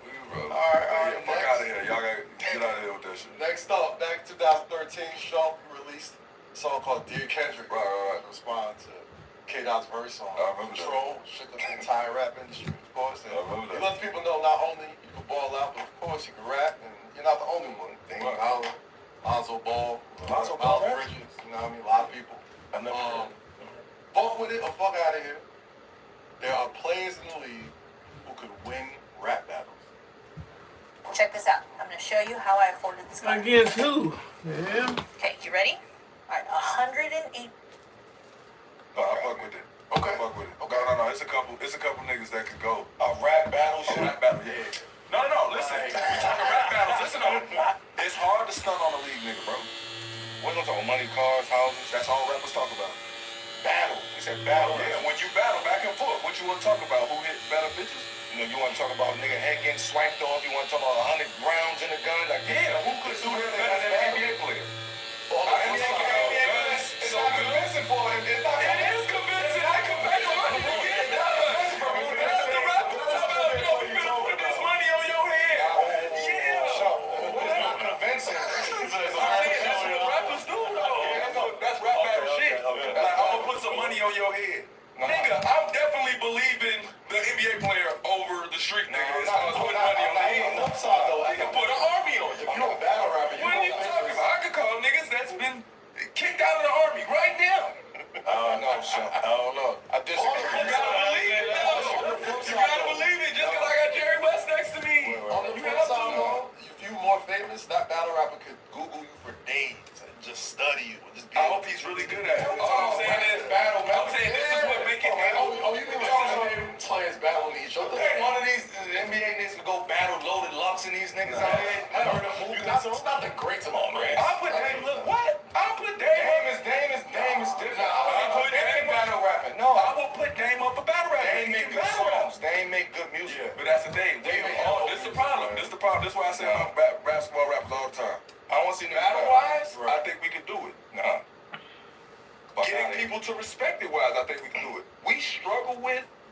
outside world to sing the song.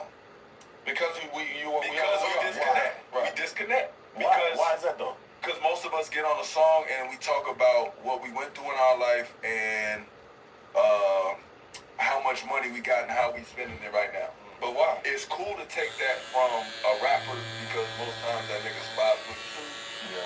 And the other person that's a normal quote unquote person didn't aspire to be a rapper ever. Yeah.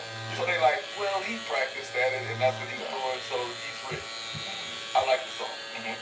A basketball player got rich doing something else, so it was like we ain't put no time into the art. So now it's like you don't want to go along with it. Plus you like he's 70 million up, so I don't want to support no struggle. yeah, why am I gonna pay $14 to make him rich? I'm not gonna buy his CD and make him rich. That ain't gotta do with that. That's no different than somebody buying Mellow shoes. Huh? No different than somebody Mellow buying. shoes make him feel like they can play like Mellow. Yeah, shoes are aspirational. If I put them on, I feel like, oh, niggas ain't better than that. Hey, I'm telling you, I can get I put Lonzo Ball up against Murder Mooka, one of these things, man. What? What? Come on, son. That's crazy. Now they running the back. If you try to start a show, I get what you're doing. I see what he's doing. I'm just saying,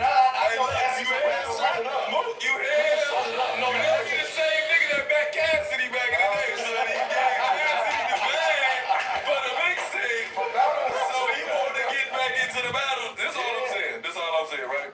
I know bar for bar, a lot of niggas in the league can put a pen together that can last in a battle. I agree. I think they athletes don't get enough credit for that. Real talk. I think they can pin something.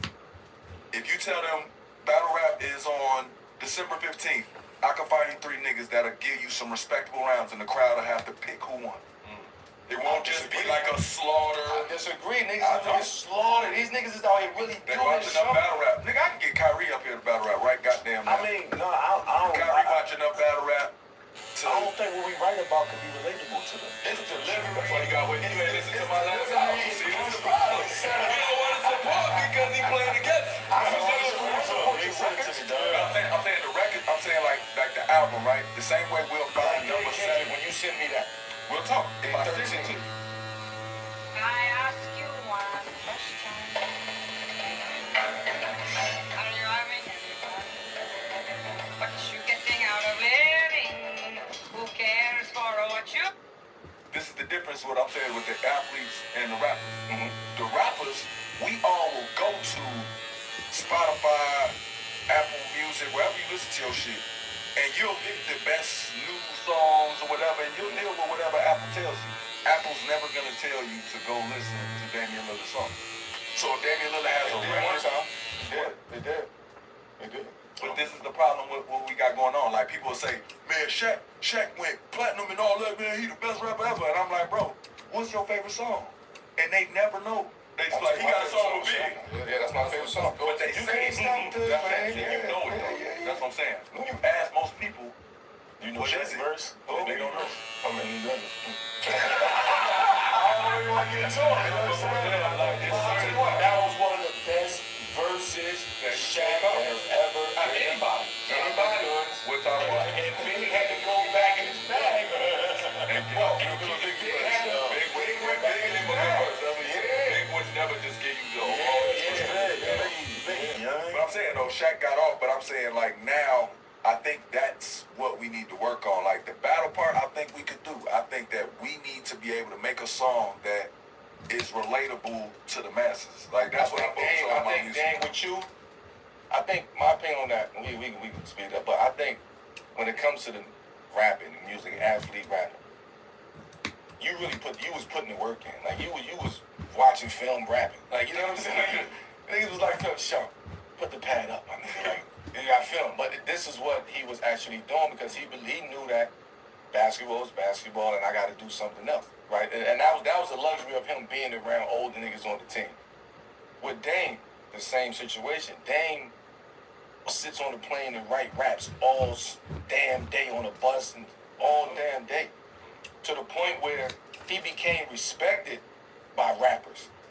Lil Wayne, Conway, Corday, J. Cole. Like he got real niggas on his albums. Like he make real good albums. He make music that you could like listen to Absolutely. So you don't know that you don't look at that as Dame Lillard, the basketball player. Like you looking at that as dollar. Like that's dollar right there. But that's what I'm saying. We need to get better at is Create a platform.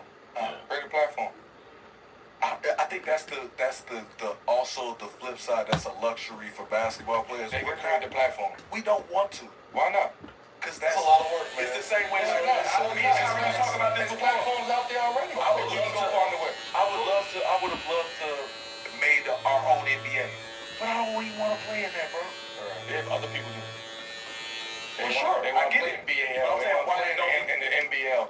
They want to play in. But I'm saying if we were to make a league tomorrow, and everybody that was coming up on the contract was saying, you know what, we're gonna finish all our contracts out, and then everybody said we're gonna create this league, and all the top players in the NBA are gonna say we don't want to play in the NBA no more. The WNBA we doing it right now. Shout out to Unrivaled. Shout out to Unrivaled. You understand? We doing it right now. But then you can be like, we're gonna play in this league now, and yes, everybody around the world that follows us, y'all know we're going to this league. This league is it now. Yeah. And then that's the it league.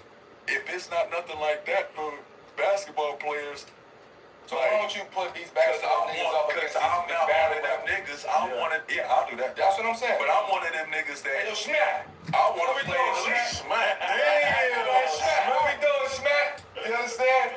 Athletes versus rappers, man. You pick your father. That's crazy. You know what I mean? I don't want to see it. You know what I mean? I'll be honest with you. I know these niggas really put pain in that. I don't know for sure, but that's what's wrong. Pain, and I don't really know what's wrong with that.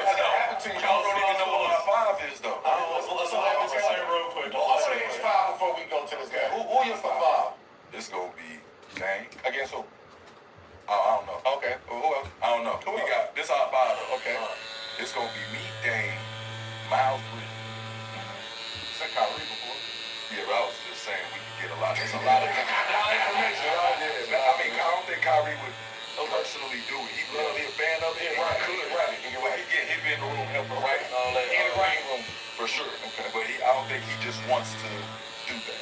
Give me two more. You stuck. Yeah. Me, Miles, Lou Will. Okay. I ain't gonna hold you. I'm not a big fan. Kyle Jones. What about Jalen Brown? What you think it is? He just dropped it first. No, he can't be Dame. What about Kyle Jones? Kyle Jones. No, he rapped the ball and niggas the Clippers. Yeah. There you go. He ball now? Why he gotta be ball though? Ain't he from Bahamas or something? Serious. I'm dead ass. I'm still I don't know. It's just the ball It might be some football niggas that rap. You know what I mean? No, we don't need no football niggas on the show. Why not though? Is this the hoops? This is Oh, it's basketball, but I said athletes. I said athletes. Oh, athletes. Yeah, that's what I If said. we going athletes, though, I'm sure we could find 2 or 3. It was somebody in the NFL game. I ain't gonna lie, I can't think of the man's name right now. You know what I'm saying? No. Not nobody that was like a highly known crowd. They was like, I want to say they played like defense, maybe like safety or some shit. They was small, but they rapped. But they rapped a lot like me. With the shit that, Woody and them used to make me not put out. Yeah. Like, Dumb shit. This is my point. You in the league talking about shit that's happening in Baltimore. but listen though. You in the league talking about shit that's happening in Baltimore. That's all you know. What? Yeah, that's not related. What? What are we doing here? I had music that it was like real raw pain. Oh, you were playing in the locker room. I play it for them, and they like, oh, that's fire. And then I get ready to put it out, niggas be like, no, what the fuck you doing? Right, it wasn't You're time. New York Knicks. Yeah. Yo, I ain't gonna lie. Look, fun fact. I remember Dame during the lockout was like, yo, write a verse. Because when we did that lockout, More about Friday. I tried. I was like, They went on tour, man. They was on tour and shit. They really, yeah, but I think even with the tour stuff, like I just want even Dane, like everybody, like if we can't get it to where real life pop culture is singing the songs, then the song just wasn't Mother, that why don't good. you put your mixtape on? Who? Your rap. I was behind it. I was in it. You know what I mean? More A&R. You know what I'm saying? I was A&R, man. We all tried it. I got studio sessions with niggas. I know you do, but I remember. I remember. I mean, now I ain't saying rapping, but I got real way back. studio When I was sessions. done. After the workout, man, it was just freestyle, playing some kind of jam. I'll get to you. Hello is watching though. You can't fuck with me though. You can't throw a four bars. You though. He could do it. You made the time to write. You got to get me versus you, though. Not a writer. He got a writer. son. You got a writer. Off the top, though. I mean, he look like he's thinking. Off the top, it'll be cool. But I'm saying, like, he could battle it around. No, spit Don't something. do it, Joe. My Because we got to be game is rough. impeccable. That's not. See, I think about rapping, I never tried. started like I thought. I know my role. I know my role. That ain't me. I'd rather appreciate it. I don't want to be say no dumb shit looking Wait, funny. Brooklyn, spit something. I think everybody here just has so much respect. Big dumb ass 6'8" nigga.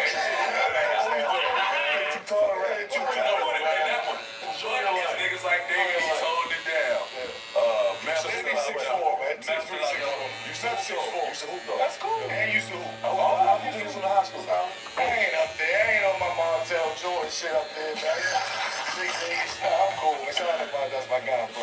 Man, I can't be up there, but I'm a student. You know what I'm saying? That's why I would like it, because I would be able to go up there. Like, I like it so much when they just get up there and just violate each other. Yeah, I'll produce a real non-band session for you. Real music, real songs. I love when they do that. You know what I'm saying? That's the type of shit I do. Nigga be like, hey, No! I mean, I ain't getting in the booth, writing and all that. How much new rap you listen to? I ain't gonna lie. I listen to a lot of rap, man. New ones? Cause you got your son though. Yeah, not even because of my son. Like, I listen to a lot of rap because I like to see what's happening. But I always go back to a time period. You know what I mean? I always go back. Favorites. Oh, you know what I mean? Mid-2000s, 90s. You know what I'm saying? That puts me back into that mindset. Man, with that being said, though, it's an incredible episode of 7 p.m. in Brooklyn. We got to thank our guest, Amon Shumpert, for pulling up. Appreciate the follows. Appreciate the follows.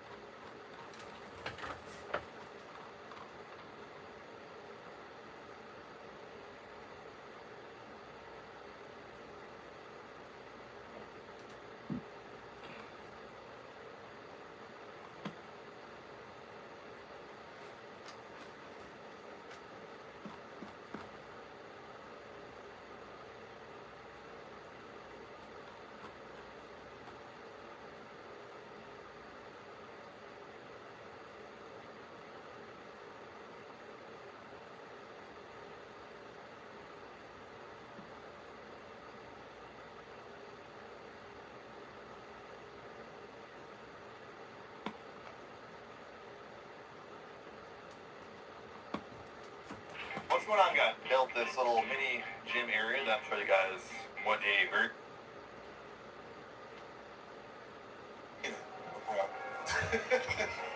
You gotta stop that. Come on, man.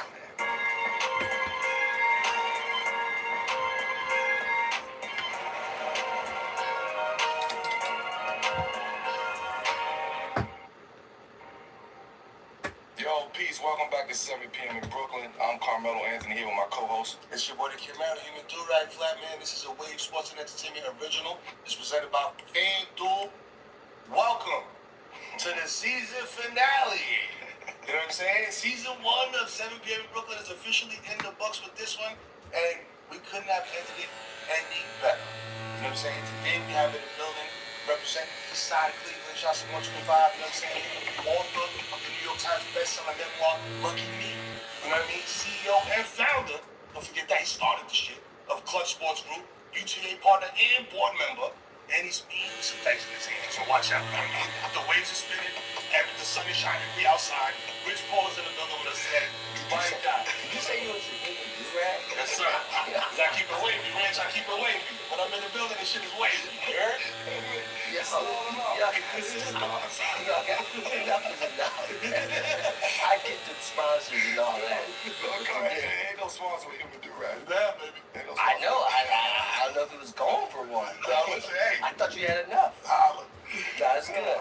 Don't forget my jump shot. But we don't talk about Jump that. shot. Don't worry about that. No, that's a Don't story. worry about that. We gonna jump into that. Yeah. But no, let's go back a little bit though, Rich. Like me and you personally. Yeah. Like our first time linking up. Because it's I got this question over here because I want to know if it's the same story. That I remember? Yes. Oh, I want to make sure. I know exactly what our first time linking up, we was at the Bacara in Santa Barbara. MJ camp. For MJ camp. Okay. And, you know, back then we just hit it off. Yeah. Like, you could just tell, like, this could be somebody from my neighborhood. And that was I was just telling somebody about that time, because like, I was the only non-All-American. Like, it was Mello, it was Bryant, it was Chris Thomas, it was Ricky Paulding, it was TJ Ford. I think Kurt Heinrich was there. Respect. It was a squad, right? Luau Ding, I think, was there. And we all meet, but I'm working the camp. But I'm not any of these guys. But no one else knows that. You know, so I really carried myself as if I was an all-star. And the crazy thing about this, Jawai Williams is from my neighborhood. Went to North Carolina with me down All American. And then Chris Thomas, because I had all the jerseys and things back then. I forgot what happened, but somehow I got Chris Thomas's McDonald's game shorts. And Jawai, I had traded Jawai something, and he gave me his McDonald's, like, shooting shirt. Mm-hmm. So as we walking through the street, and by the way, I didn't realize we in Santa Barbara, beautiful place. I don't even think we knew how beautiful this place was. We stand at the Bacara, just me, Brian, Mello, and I'm walking around as if I'm an All-American. It felt great. I'm like, me and Chris Thomas in the backcourt together, we having that conversation. And I'm like, yeah. You know, we're in the backcourt together, me and my man. And it was fun, it was a lot of fun, but that's when me and Mello first met. And then from there, it took off. It's the same story. Yeah. It's the same story. It was just but like to your point, we didn't know what the fuck. Nah, man, we woke up to the ocean. The suite was in the middle of the water, like. Yeah, like, it was crazy over there. We had massages set up, the fruit, and you had this, like, then you had the DVD. Yeah, you had the DVD player in your room, and you know, like, we haven't moved around for that. It's the cars. If you go there today, it's, you know, it was we actually had no business there. We just got there early. So it was where MJ and them was staying at. Because we set up that night, we played spades, and, you know. And it was where they were staying at. And so, and then they took us to where we was really staying at, which was the dorm. And we were like, here we go. You can't take us back. Don't take us back. I took all my clothes out. I folded my clothes up in the drawers. I'm thinking we I'm back fully. And not to mention, you know, it's so crazy because do you remember who was on your team? Who was on your team? On my team, Lil Romeo was on my team that I coached. This Giving Tuesday, make a life-saving impact. Donate to Doctors Without Borders today. And I think Marcus might have been on my team. Marcus Jordan might have been on my team. But it was a lot of fun, though. It was a lot of fun. We was counselors, so I was like one of the counselors. It was pretty cool. Shit. That's funny. Because I hear that story so long. It's like, you know, I got to remember like elephant sometimes. Yeah, I had to tap into that. That was a different mindset. So it was like y'all met, it was automatically like, yo, like this is a deal for the block. Like, just you like at that point in time, like I was heavy, like streets of Baltimore, like not like hustling, but I was like heavy streets of Baltimore. So you know that energy when you meet somebody else from somewhere else who has that a very similar energy, like your spider senses start going off, right? So it's like in those environments, I wasn't really used to those environments. Like I'm used to my own environment. So when you get into an environment like that, you start gravitating toward the energy and what you can relate to. Right. And a lot of times that's how me and Rich started rocking out there in Santa Barbara. It was just an energy that we both had that I think at that point in time he understood me as where I was coming from because he was coming from a very similar situation.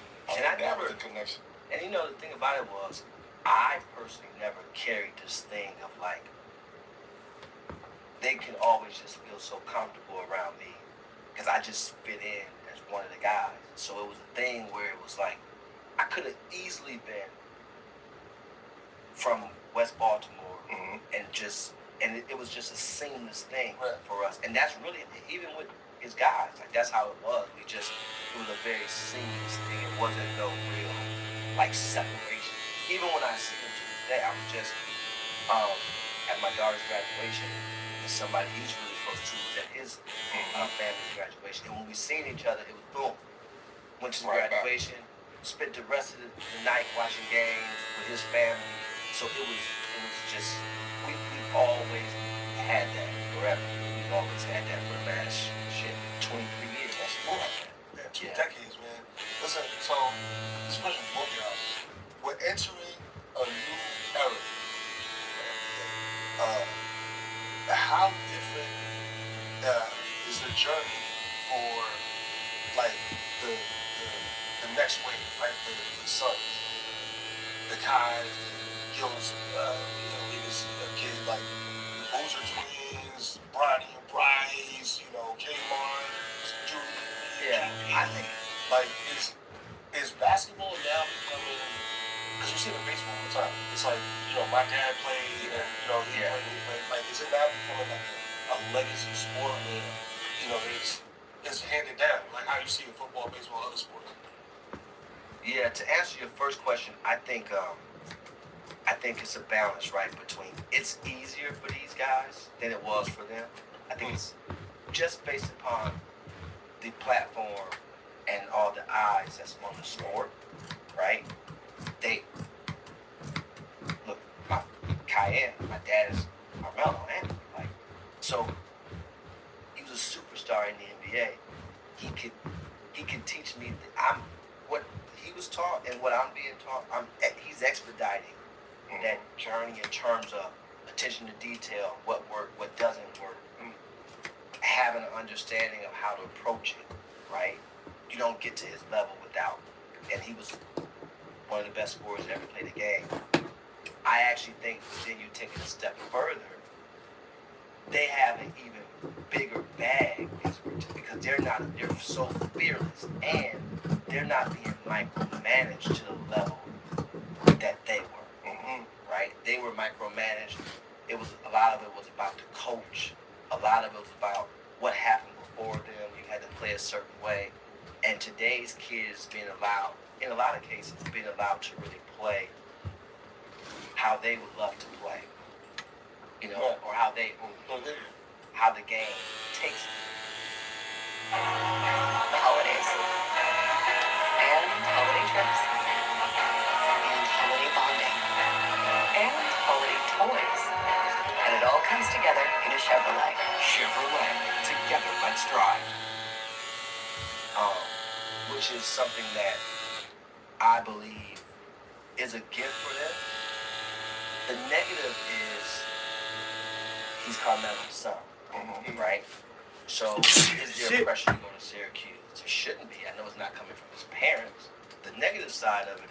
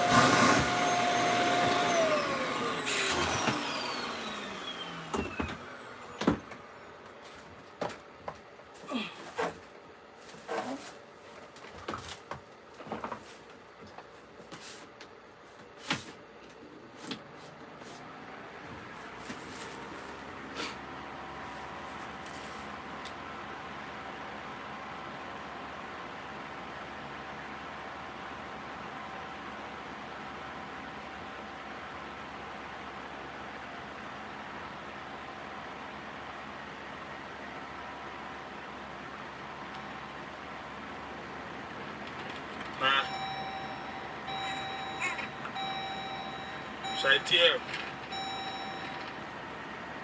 Yeah.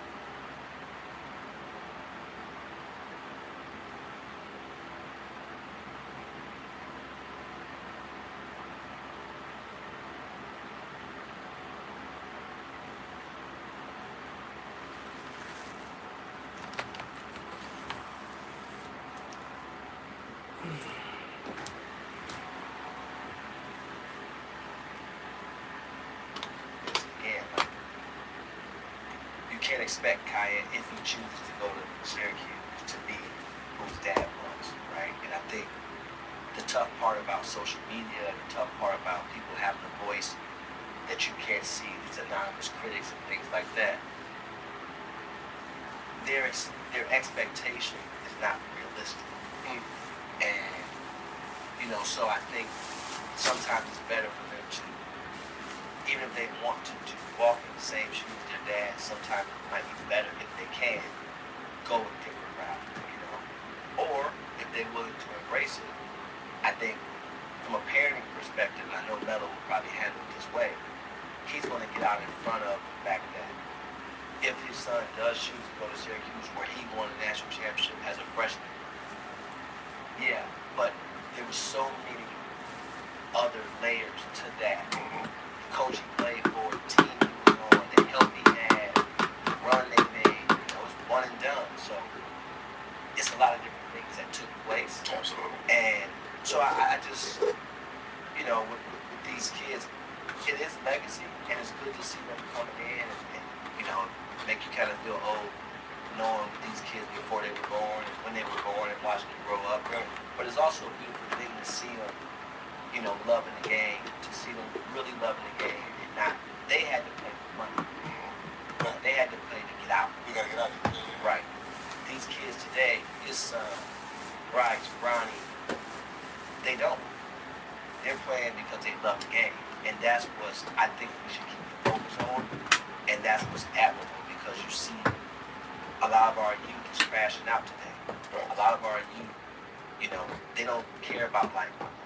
They don't care about team and embracing something and really embracing the challenges of something ahead, especially when they got everything. They got everything. Ian got everything that we ever wanted as a kid. He's been more places than we could even think about going.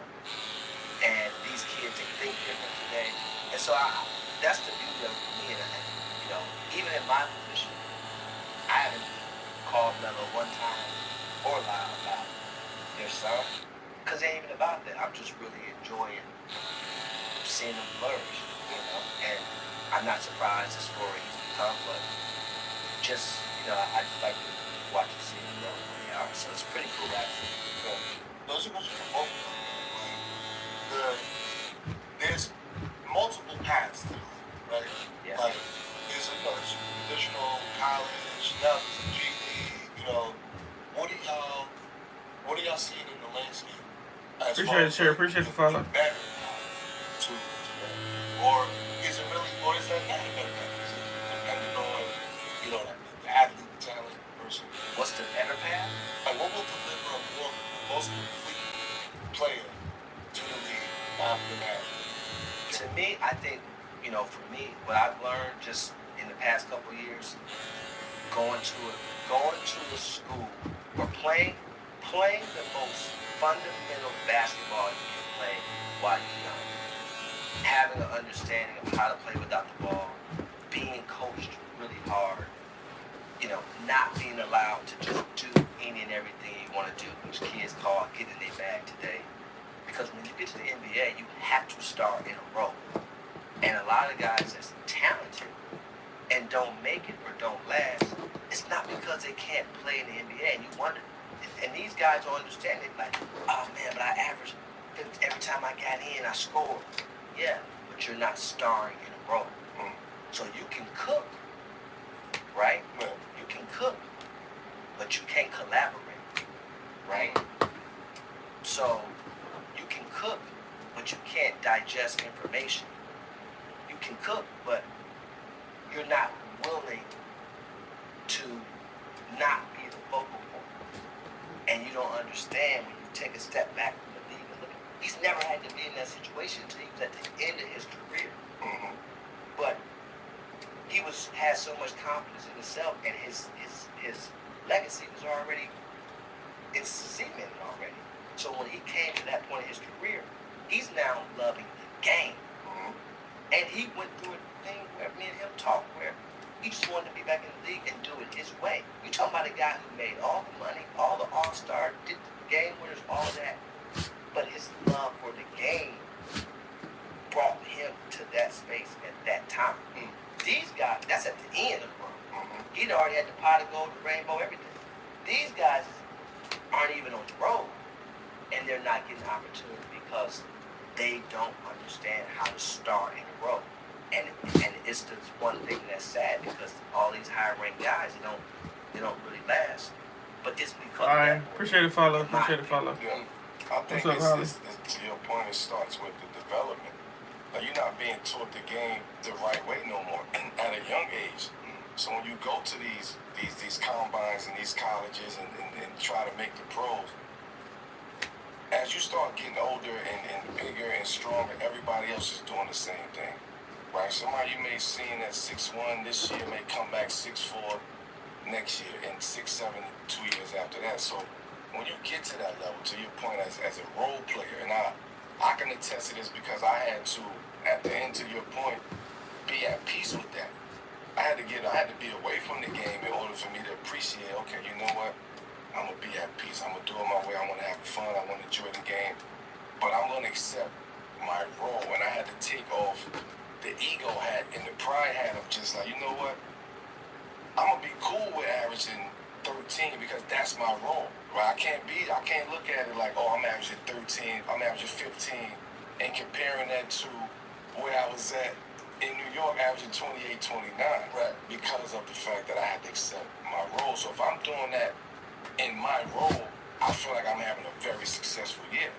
And that's something that mentally that I had to really not play the game, but really accept that and understand, like, damn, in order for me to really have fun with this game, I gotta accept this role for me, right? And I don't think kids have an opportunity from a young age to understand what playing a role is, because you're taught roll the ball out and go play. You got the best handles, you're the best player at that age. Until you meet somebody that's the best player at that age and realize you ain't developed the right way.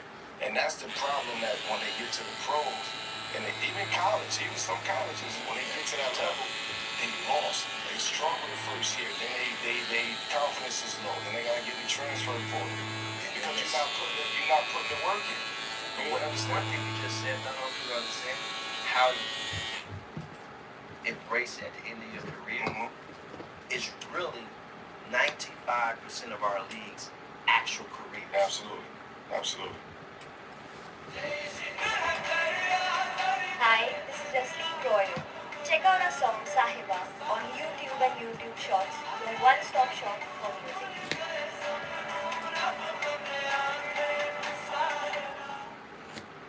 That's what it is. Yeah. So, you know, it's tough, but that's the truth.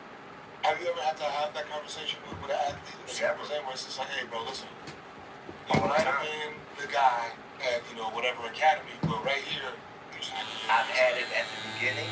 I've also had it at the end. And, the other issue is a lot of these guys are surrounded by a lot of people that really don't have the right information. And, good or right or indifferent, whatever it is, still you have to be able to, if you're around these guys, you have to be able to really check yourself and realize that I can't just say certain things because they're searching. They're searching for the words that they want to hear. They're not really searching for the right words. They're searching for no different than a little kid going to you and say, Dad, can I get no? Mom, no. When they get to grandma, she say, yeah. Y'all both said no. And then she say, yeah, that's where I'm going with. It's the same thing in our industry a lot of times. And I don't want to be a person that people say, oh, well, man, like, you don't want me to listen to my people, my dudes, my families. No, it's not that. It's just that what I'm telling you is what I know is coming right from the horse's mouth, right to you. Because we're all in this together trying to help you better position yourself. They're seeing it from a perspective of most people that have an athlete that they're connected to. They only live in that athlete's world, and that's the only world they have to care about. And so you only seen it out of one lens. If this person don't get in the game, if this person don't get a lot of shots, etc., you only seen it out of that one lens. Why they not getting this right now? Well, me, I'm looking at it holistically, and I can only give it to you from a real place of education at the highest level. Not because it's something that you want to hear, or not because I'm trying to make moves. I'm really trying to help, and that's a tough balancing act as for somebody in my position, right? So, but that's the role I have to play, and it's okay. You gotta do it, man. Sometimes you gotta be Yeah, gotta be it. You know what I'm saying? Yeah, gotta be it, yeah. You know what I mean? Yo, Rich, we got a segment on the show called the 7 p.m. moment. It's a moment in Rich's life. You know what I mean? You came to a fork in the road, a pivotal moment, and you had to go this way or this way. And no matter where you went, that was going to greatly impact the outlook on your life. I've been here a couple times, I've had several 7 p.m. moments, but I think the one I'll talk about really quickly on this show is, I had a fork in the road, and if I was going to really go with my gut and start clutch, no one thought it would be what it's become today. No one really pictured me ever doing that, right? And it's not no one to blame. It's just that when you come from the environments that we come from, and you're in, and you have a job, just a job. You gotta remember, for us, the bar is set so low. So having a job to everybody else was like, man, But at the same time, I'm looking at this thing a lot different. And if I wait a day later, a year later, 2 years later, I miss my moment. Because everything in life is based upon timing. And I had to believe in that. And you know what? If it didn't work, I was okay with the so-called fire that was blazing behind me, because I'm like, fuck it, burn the house down in that case. Because I believed in myself just that much. There would be no Clutch Sports Group if I didn't believe in me, right? First and foremost. And so that was my 7 p.m. moment, and I'm glad I did it. And you never look back. Nah. I gotta, not different, but like, I have to say this. We always have a peace guard moment on it. But it was a time where we've had conversations, like real conversations. We sit down and spend the night, creative conversations. And it was a point in time where I saw Rich, and you probably don't even know this, but I saw you at one point in time when you had already started Place. And I'm peeping you, I'm seeing your aura, I'm just seeing you look at this time like, damn, this was like a heavy load on you. And I'm like, people don't understand what that means. Like that stress, whatever I was seeing on him, people don't understand what that is. And I say that because the fact that he was able and deliberately and intentional saying that this is what I'm going to do. I'm going to start this. No matter, I'm going up against juggernauts. Like, I'm going up against the big boys. Like, the ones that make the decisions in this industry, who is trying to keep him in. So, the honorable thing of him fighting. Also knowing the machine that he got over here with Braun and the whole LRMR, right? That's a whole nother industry. But the path that he was carving out, I don't think people was ready for that. I think it was not blindsided, but I think the energy towards that was like, nah, he can't. Not him. How can he do this? And for me, it was like being able to support that in a way that I can support that from my seat and my situation. So it was very interesting to see those times and to see where he was at that point in time. Understanding where he come from. And the energy that you was receiving at that time, like for me, it was very honorable to see. We talk about careers and journeys, like that's a journey. I can imagine the amount of meetings he had behind closed doors, but doors probably was shut on. Like, we're not fucking with you on this. Like, like this ain't no, this wasn't planned out for him. Like. He was disruptive in the industry, in a sense. They not having that shit in it. Like, these are staples of this industry. It was like the audacity, the entitlement. I mean, the lies that's told behind why I left, what I did. He know the truth. Yeah, he know the truth. That's a fact. He was there real time and talked about it. And the fact that it still bothers people to this day.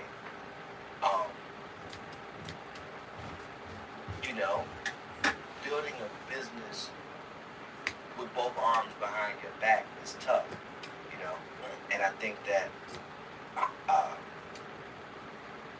the people on the internet that talks about, what you wouldn't be without LeBron, and blah, blah, blah, and I welcome that because everyone has to be given an opportunity, but it's what you do with that opportunity, right? Right. Everybody can say that, right? A lot of people met Bro.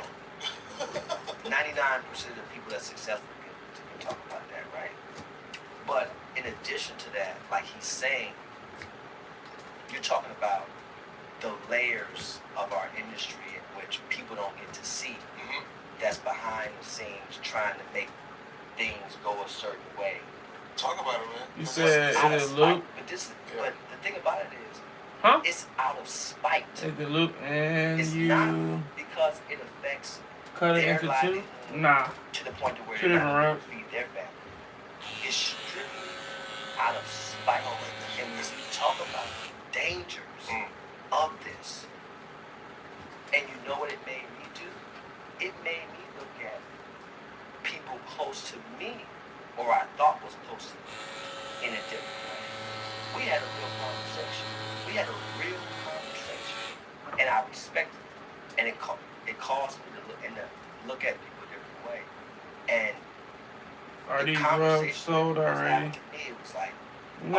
Yeah, man, I would, but, and I'm like, okay, I get it. I didn't understand it at the time. I understand it more today. And it actually some things that's molded me. And look, Is it Persian? What defines success, right? What makes you successful? I think going through all that was something that was just going to be part of my journey. And then So will they be for sale? Look at just the opportunity. Nah, he's from my daughter. Those stories are part of the journey and part of the legacy, but really the fortune is still up ahead. Being able to really give opportunities to other people and see them grow and empower and those things. And now we eye to eye, you know, and that's the beauty of it. Like, you don't have to. One thing about life, man, it's going life. Life is going life. Life be life. Yeah, it's going life. It sure do. And you don't. See how she sell a similar one? Which one? I wasn't as spiteful to those as they were to me. I mean, I'll probably sell one of them for the right price, honestly. UTA, United Talent She got a lot of rugs. And I see the appreciation from them, right? And it's a beautiful thing, and there's so much opportunity up ahead that we plan on taking advantage of and being a part of team, but also having your responsibility of quote unquote being a star player in your role as well, right? And there's responsibility and accountability that comes with that, and I understand that. But it was tough, man. It was tough, but what in life either worth having ain't tough. Yeah. So that's just where we are. Yeah, I'd be open to it. Associate you with Bryant. Yeah, they should. Eric Bledsoe. That's not a name that gets thrown around. No, it's a very important. We be saying some names. I'm about to say, that's a name you pull out like, yo, shoot it, guys. Yeah, but like, this is like, because I know, right? Like, how important Bledsoe was to you? Bled was extremely important to me. One, because he just believed. You know, prior to Bled, people forget Johnny Flynn first. Then was Bled, and the thing why I was able to see it all the way through with Bled. I was just with him the other night. I was able to see it all the way through, from a kid who didn't know if he was even a pro, to being in his wedding, to seeing him now with his family and the journey, saving his money and the whole nine. You know, Blair was just as important as anybody. And again, the simple-minded, he said he was more important. No, that's not what we're talking about. He was just as important as anybody because you don't get here by yourself. And there's opportunities that are given. Like when you talk about the opportunity that was given by LJ, yeah, you should also talk about the opportunity that was given by Eric Bledsoe. And now that list is 500 plus clients with opportunity. I'm just at a different point in my life where these opportunities are coming about. But I still don't take them for granted. I still appreciate them all, right? But in this case, what you're talking about, Eric Bledsoe trusted me to the point to where he allowed me to really, and us as a company, to come through for him. And when we came through for Eric, it was like, that was the arriving moment. I started. Yeah. Yeah. Because he wasn't looked at as a guy like that. And when he got the money he got, and you know, it was also how he got it, and time frame, being out, and all those different things. He was injured, he came back, and still got paid. And so it was a big deal. Yeah. Now, I guess there's names that I like to throw on here, but like when it's a connection with a player like that, that's somebody just as big. Would love to just kind of shine light on, and that's a major situation. Yo, NBA tip-off is around the corner, and you have a chance to win big on FanDuel. It's America's #1 sports book. Mellow, Jim, I got a couple of preseason questions that I need your selections on. An expert, you know what I'm saying? Like, get closer to the season starting. Okay. First up, who will have a higher win total? The San Antonio Spurs or the Orlando Magic? I think Orlando Magic. Orlando Magic is a real playoff team. They can be like a top 4, like legit, like top 4 in the East, top 4 or 5 in the East. That's a real playoff consistent 40-something plus wins. But for San Antonio to win 50 games in the West, 22 games, to go from 22 to 45 to 40 to 35. Like, Ass. Orlando's already there. Orlando, you got it. You know what I'm saying? Lock that in. You know what I'm saying? The experts' projections. You know what I mean? Next projection. Does Wemby average more than 5 blocks? I don't get what you're saying. That's OD. I used to cut it, get bad crazy. Get crazy with 5 blocks. I don't get what you're saying. Average for 82 games, 5 blocks is insane. Nah, that's who's done that? Nah, I'm not. No. Fuck out of here. No, I just know it's, you know how hard it is to block shots. I mean, I have 2 shots a game. It's hard to do. To average 1 block shot a game is hard as fuck. 5 is nuts. Like, damn, like, nah. Yeah, nah. Oh, man. All right, man. Even though this guy's him, you know what I mean? You don't need to be an expert on everything to get in on the action. The FanDuel app is easy to use with a wide range of betting options. Spreads, player props, over-unders, and get your winners paid fast. And if you're new to FanDuel, get started with $200 in bonus.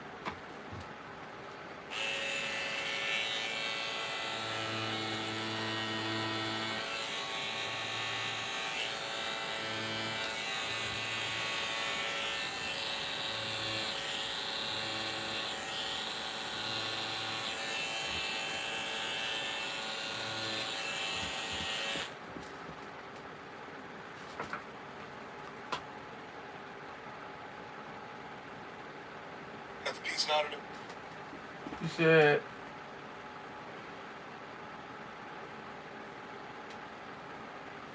I couldn't find info on how to order one of these groovy rugs. What you mean?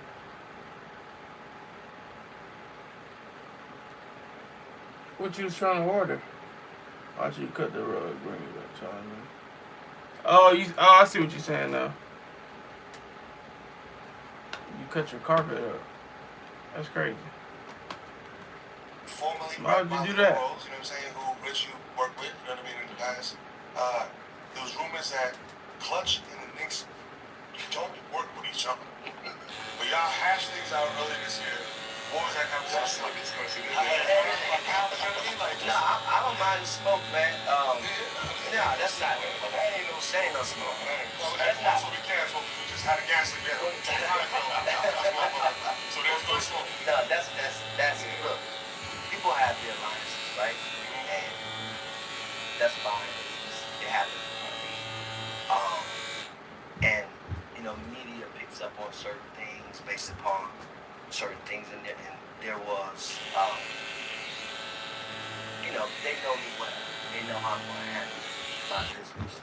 And we had a conversation, and it was clear. And he understood. He was like, you know, I can totally see where you're coming from, but, you know, like, industry know what's up. And it's just part of it, right? It started with him. You blame him, by the way. He started the whole thing. He started the whole Knicks. Listen, man. Everybody is in position because of this guy right here, Knicks. You know what I'm saying? And it's a beautiful thing. It is, right? And the way this thing works is talent always has options. So if I have the right player and the Knicks got the right money, and he wants to be there, he'll be there. It's just as simple as that, right? But that don't stop the alliances from running around the tabloids, the negative nonsense. But again, I'm so far above that. This is just 1/18 of what I really do and love to do. I'm so far above that, you know. When I go to a Knick game, my office hit Deion's office, and it's all good. Yeah, nothing but access, nothing but support. So we're going to see you celebrity role, you know what I'm saying? I'm not a celebrity, but I'm always on the road.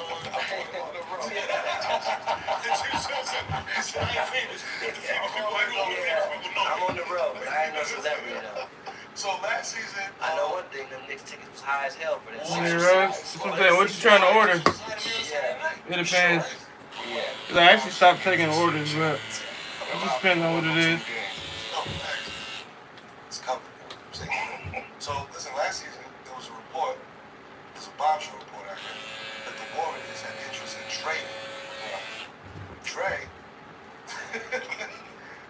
stop that. Come on. According to Drake, Rich said, nah, this ain't gold. How has the partnership with Bryant evolved, man, since 2012? Like, you know what I mean? Like, it's, you know, I mean, grow with each other. Yeah. You know, things. First of all, we thought we was about to get into some other shit. I'm not even paying attention to that first. He said the first one, you had me in the first half. Yeah, I mean, yeah, I'm not even paying attention to that. But so no, it's baseless. Like Rick Ross, accusations. Like Rick Ross said, accusations. Yeah, I mean, we're not going to even have that conversation. But anyway, no, the partnership, look, we've all grown as men. We was kids, right? And we've grown, and I'm always a firm believer in Melo takes. I hit Melo out the blue sometimes to give him shit to think about. He'd be like, damn, you know, you really fucked me up with that one. Like, you know what I'm saying? But for me, I love seeing that with these guys, right? And I told them 20 years ago, I'm like, man, we can't let the industry do what I know they like to do to us, right? That shit is corny. No beef is sports amongst millionaires playing a game they love to play. Shit is corny. All to be able to make you believe that their value is more than it actually is. And so we're going to drive a wedge amongst competition. So you guys don't communicate. And that way you don't collaborate. And then you don't compound together for their good. How many times you don't play that game? At this point, they should sell it at Walmart along with all the other games. Monopoly and all the other. You know what I'm saying? And so, but our relationship has evolved a ton from someone who gave me an opportunity just in general to someone who it's a lot. actually can represent them. I didn't start representing them to his 9th year in the league. Both of the 9 years in the league. Definitely a lot of work. To business partner, to support, you know, he's supported me in everything I do, right? And think about it, I've gone against the grain in certain things, right? But the support is still there because he knows the entrepreneur at heart. He do too, right? We talk about more than just shits and giggles, like we really get into real business conversations. And they'll throw something on me to the point that they'll say, Rich, what you think about this?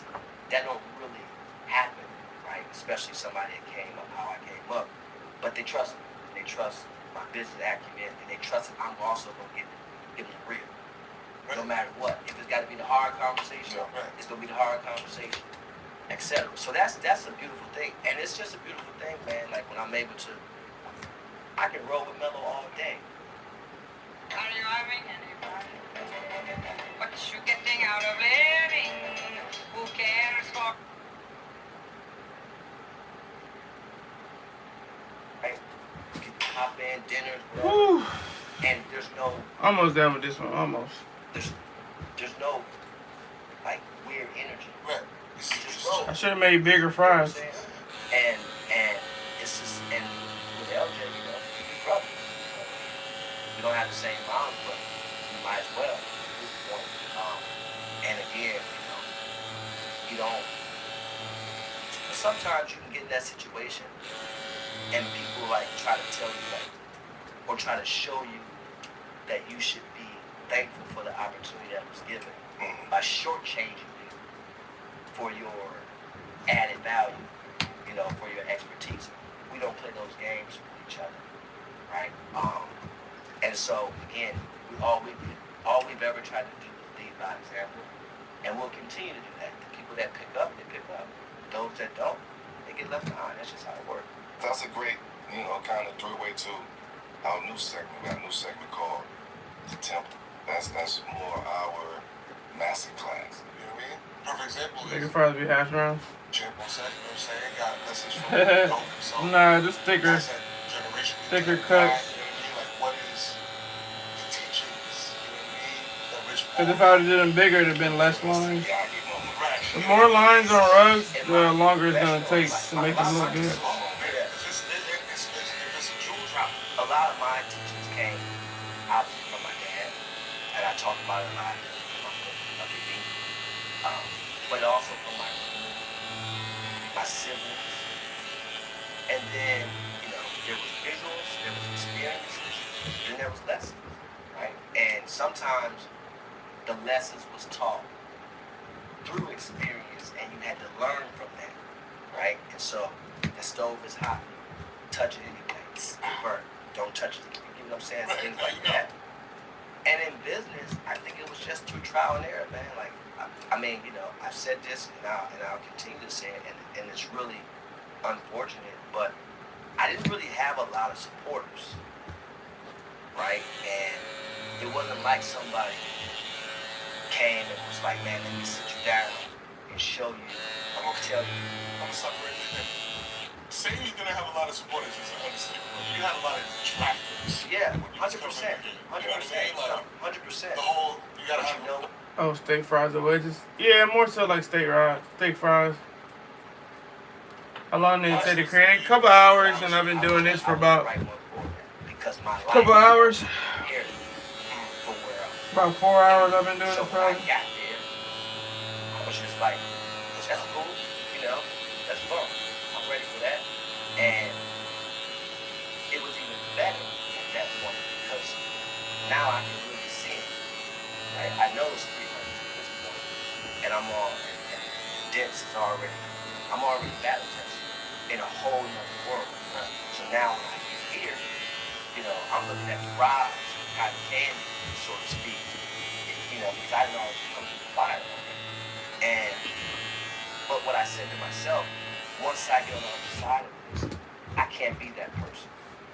So whether we're in competition or whether you just walk up to me in the street, I give my time because you just never know how it affects somebody, especially in this industry, because there's few of us, and especially in terms of the journey that you take, like no higher education, nobody building a career to sit and make a position that can do X, Y, Z for you. But it's a beautiful thing. Trial and error has always been the thing, feeling your way through. And that's kind of the best way to learn the game, too. Right? You got to be able to know the pace. You got to be able to do it ways to look. In our industry, there's a lot of people representing don't know our game. They can't tell you one thing about our game. Right? They got a checkbook, they got a marketing advance, and they got a yes. They can't tell you anything about the game. There's a lot of representation without being good at anything that cool, culture, the sport, knowing it, relatability. Here's how the average man's life would change if he never saw an ad again. Day one, he would install Pi on his computer. It's just so many different things, but yet you skip over that. And I'm not saying you had to play. I didn't play. But if you sit down with me and talk the game of basketball, any of these guys, all of them, they know which one we're talking about. We can talk the game. And when I saw that, I stepped back and I'm like, wow, no, not. Right? But you gotta remember, when the industry first started, it was you had to be a lawyer. So now they took away the expertise as it pertains to the sport, and you're talking about having a certain credential. Well, that was all about it. Yeah. You know what I'm saying? And so now, I'm basically, I'm really unveiling all these different things. I'm regurgitating the game, and that's the danger of it. That's the danger of it. And now you see, the representation space and the landscape changing. There's more people than ever, and that's a good thing. Now, what we have to do is we got to settle in, and then we got to unclog some of the pipes and really, really clean out the closets. Because sometimes you can have stuff laying around that you don't really need. You got to clean out the closet a little bit. It's enough room for everybody. Mine's like the claw. I know I'm not using everybody. It's enough. Alright, that's why I got gloves on, man. But we got to clean out the closet. We got to help parents. Protect your hands. To any and everybody that can talk to them. Because you're looking for something that's not out there. It's a process thing. It's only 3-4 people you go through the process with. Ain't 30 out there to do that. You know what I'm saying? And I won't talk about the process now. No. We're going to get there in private. You know, the process of elimination. Because I know what they thinking, and I'm saying like, yeah, you think that? That's cool. If it ain't they the only one I'm getting the pass to. Yeah. Cause that's my man. If it ain't Bay, nah. Say no more. Yeah. Say no more. So listen, yeah, yo, we got Richard Miller. This is the season finale, yo. You know what I'm saying? Lucky us, you know what I'm saying?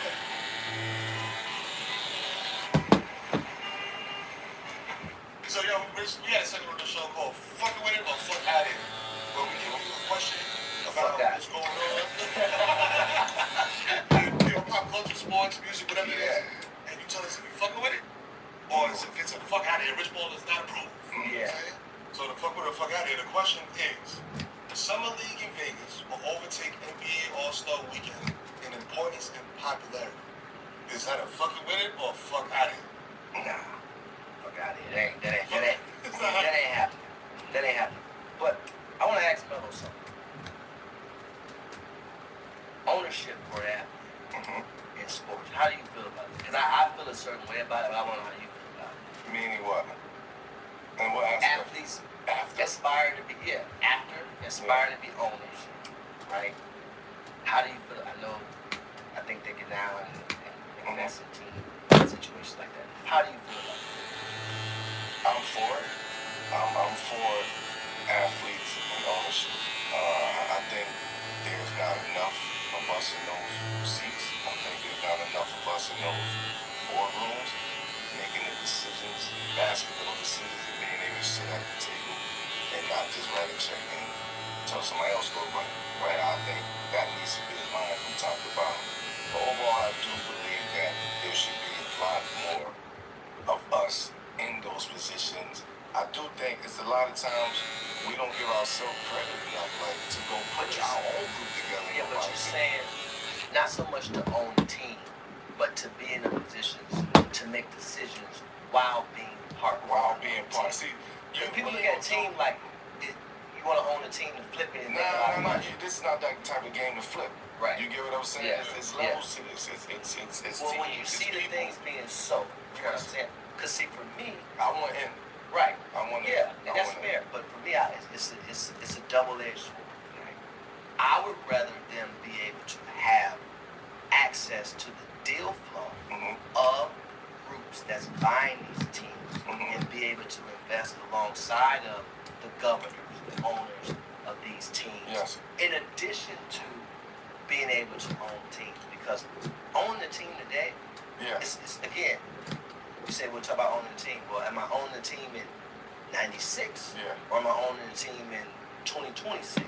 Because 96, there's upside. 2026, it's small if you upside. take away the ego of the athlete wanting to have ownership, and don't get me wrong, if you grow up and play this professional sport, you can get to the place where you can have ownership. Yeah. One of the things students love about culinary school online with the Scopier is the toolkit. Our students can receive a starter kit of professional. That's a beautiful thing. I think it only makes sense for, like, honestly, I think there's. But it's at a premium today.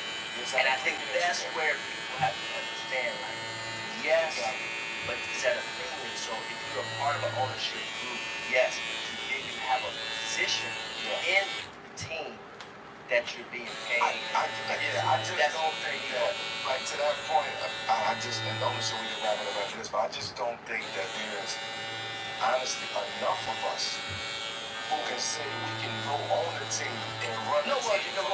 Well, in terms of having the actual funds, no. Yes. But what I'm saying is still being able to be a part of that. Because I would prefer to be a part of a team. Would you prefer to be a part of the deal flow? 1,000 a million. That's all I'm saying. Okay, I just want to get that point across. Let's get it straight. Yeah, we want ownership. But if I'm part of this flow of that's what you want first and foremost. Access. Yeah. You want access to that deal. Now, most people will say they want ownership. I don't want to own the whole team. Like, I want to go, let's get a group because I want to go own another team. Like, you want to have a roll-up of I teams. need an ecosystem of all of this, and maybe some people are not actually thinking that way. So next one, has been repeat NBA champ since the 2018 Golden State Warriors. Now there can be a lot of reasons for this. Parity across the league could be one, injuries could be another. But it seems more and more franchises are finding it harder to keep their teams together. Those contracts only going up. Since next to you, I ain't rate that. But you all get motherfuckers paid, which is a great thing. So fuck with it or fuck out of here. The next CBA will remove strict salary cap penalties in order to bring back super teams. Fuck with it or fuck I'm out. actually with that. But let me say, I don't know if it'll actually happen, but I just think it will happen. We're all in the learning moment here. CBA, etc. People still trying to get their bearings with it in terms of teams. Talking teams and still trying to figure it out. But I'll say this. Drafting properly matters. Development amongst teams matters. When you talk about super team, I think people get that confused with names in the back of the jersey versus actual super team. The repeat aspect of it is hard. Yes, that just goes to talent level in today's league, right? You talk about people going 8, 9 deep guys that can really play against a team. Now I think OKC had it this summer. Orlando had it this summer. Had a guy like KCP, that young boy that they had. No Boston's gonna be there. Minnesota's gonna be here. Can't count out the Mavericks, adding play. You can't count out certain teams. I think DeMar going to Sacramento, depending if they can get that right with him, De'Aaron and Sabonis, like that balance, right? I think Mike Brown can figure that out. The Sixers adding PG. You know, it's the league. Yeah. And I think when you talk about how hard it is to repeat, forget repeating, how hard it is just to get back to the final. You don't even have to repeat, just getting back there. But at the same time, you're going to see the have and have-nots, which is what we're seeing. It's going to be extremely difficult. You know how you can just like, the guy get a max deal and then in his mind, thinks he get another max deal. Yeah. Well, that's not going to be true. Can you try to curl mine, please, maybe? This always happens. I already did curl mine. When a person goes top 5 in the draft, that very next day in their mind and people around them, they're max player. And that's also not true. And we have to quit misleading these young men to think that. And by the way, there's also situations where, again, you are potentially a max player, but what are you willing? Are you willing to stand in the rain and make sure you get that? Because you coming off of 48, 58, $60 million a year is one thing. Coming off of 8 and trying to get to a max is all. That's like driving from here to Africa, and you can't even drive to Africa. But you gotta build a bridge on that. But that's what I'm saying. It's just, and so I think being better educated and being more realistic, like again, it takes a village, and the village you put around you have to educate you. They have to know when to get out of the way, and then you have to be willing and open-minded enough to understand your position and capitalize on it. It's called career earnings for a reason. It's not called how many comments and likes I'm gonna get on Instagram earnings. It's not called, you know, let me be lit earnings. Not called let me look as if, or let, I want to come across ESPN, so I can then go like. This is my favorite tune to plug in for vocals. Here's why. If you're so in love, then why? Reason number 1, I can record myself or artists with ultra low. I mean, what are you gonna buy? 2 lyricists at one time? Like, what are you doing? What are you talking about? Right. You know, so let that be. And by the way, if you diversify your portfolio, let it compound. Really surround yourself with the right infrastructure, etc. If you do these things, somebody maybe got a max, and you may have got like just middle of the road, but you're doing like this. Yeah, they don't. And their spending habits, you know, the dependence they have, so many different things, they're going back. You get to the end of that road,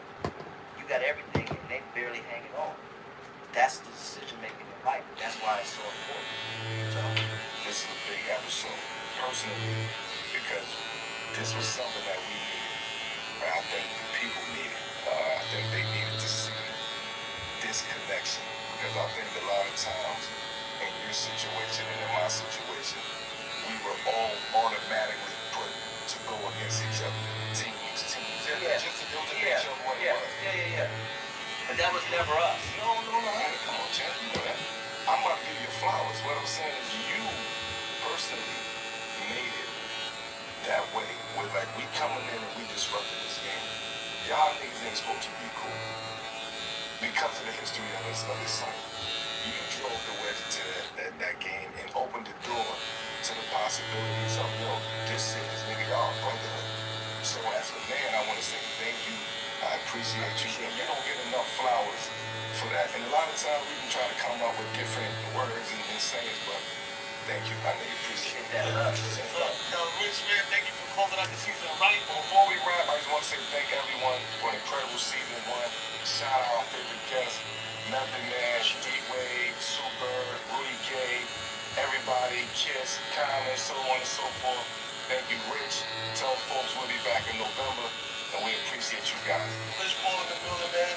7 p.m. in Brooklyn. Season 1 is a wrap. Season 2 we coming in hot. You know what I mean? We'll be back in November before the turkey get cold. You heard? You know what I'm saying? Rich Paul, shout out everybody in 7 p.m. man. Keep running them numbers up. You know what I mean? Fight back, y'all. Peace.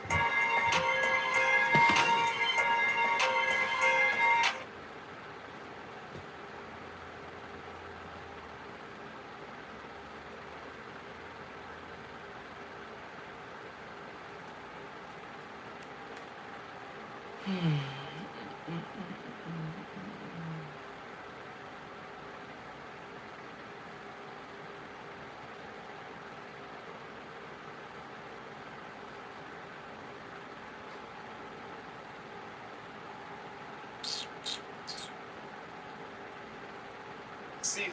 This half of the season don't go well. Yeah, this is out of here.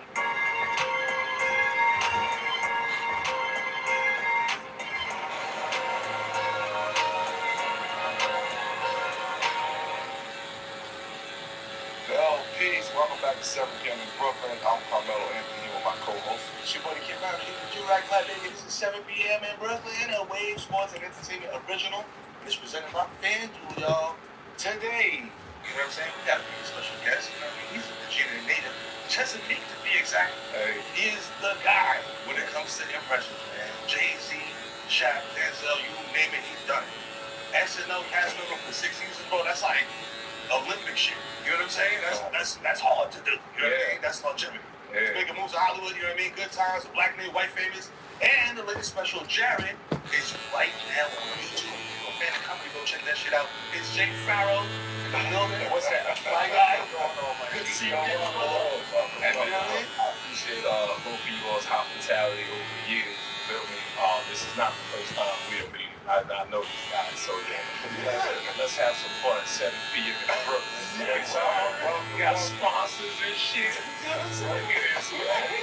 Man, I'm proud of y'all niggas, man. I'm proud of y'all, man. I love seeing my black brother get money, man. Hey, bro, that's what we're trying to do out here. Do some cultural shit. Absolutely. So I hear, obviously from Chesapeake. Yes, sir. That was big. You claim that? Yeah. But you was down in Chesapeake, Virginia, down in about Virginia Beach. You grew up with the likes and underneath of the likes of AI, Pharrell, Missy, Timberland. You part of that legendary group of people Alonzo from that area, which doesn't get a lot of attention. And also on top of that, a lot of respect from that area. Absolutely. Like you think about that, that's empowerment. Yeah. Of an area. Hey, Teddy Riley as well. You know, father of New Jack Swing. You know me, like he's from there. And excuse my northern accent. Mother's when I get around, you switch back. I switch back. And I kind of switch it. You know, I'm like Constantine. I walk in both worlds. You know, but I can cut you real quick. He's a country boy from Chesapeake. You know what I'm saying? But how, like growing up in that, right, with the reputation of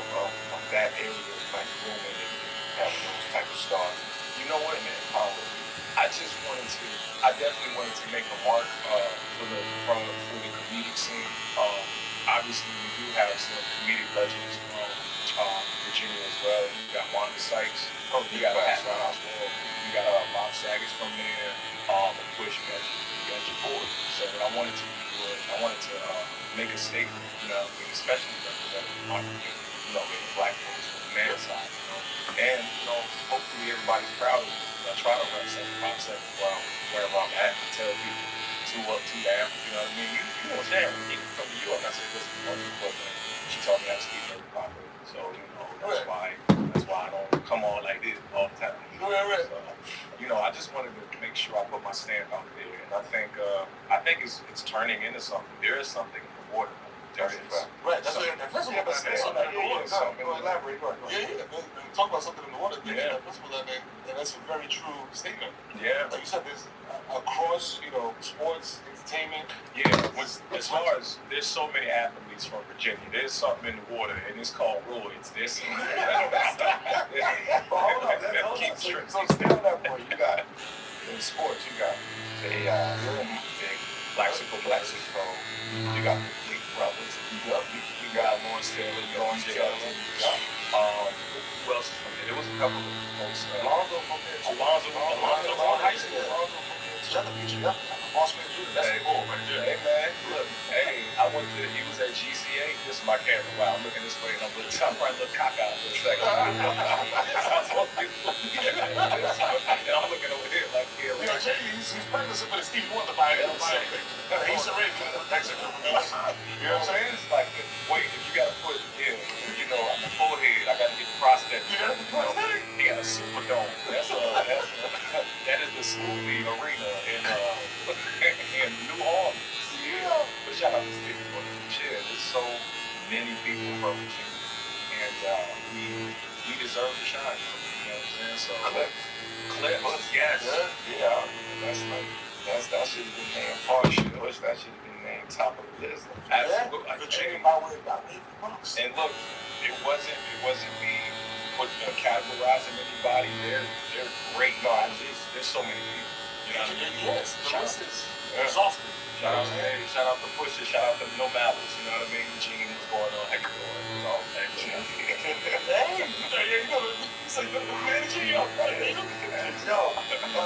So you are younger, obviously, like AI, Alonzo, etc.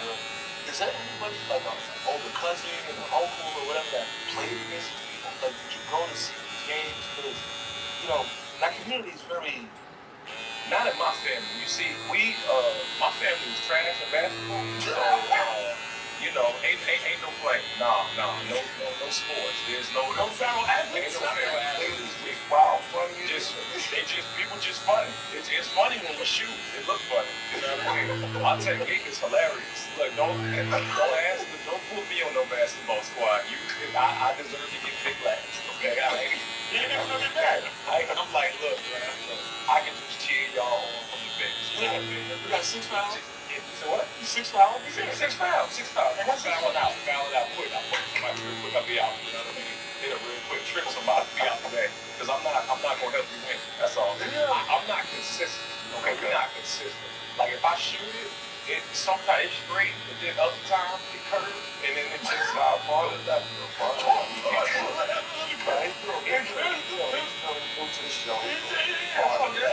Speaking of consistent, okay. You know what I'm saying? The run on SNL, man, 2010, 2016. Yeah. You know what I mean? It just so happens to match up with Melo's time with the Knicks. So, as an avid Knicks watcher, I've seen you many times on Celebrity Row. You know what I mean? So, talk to me about watching Chip, you know what I mean, do what he does as a Knick, you know what I mean? That's memorable games, memorable moments, that you know this seeing my man outside, because he be outside, you know what I mean? You know what I mean?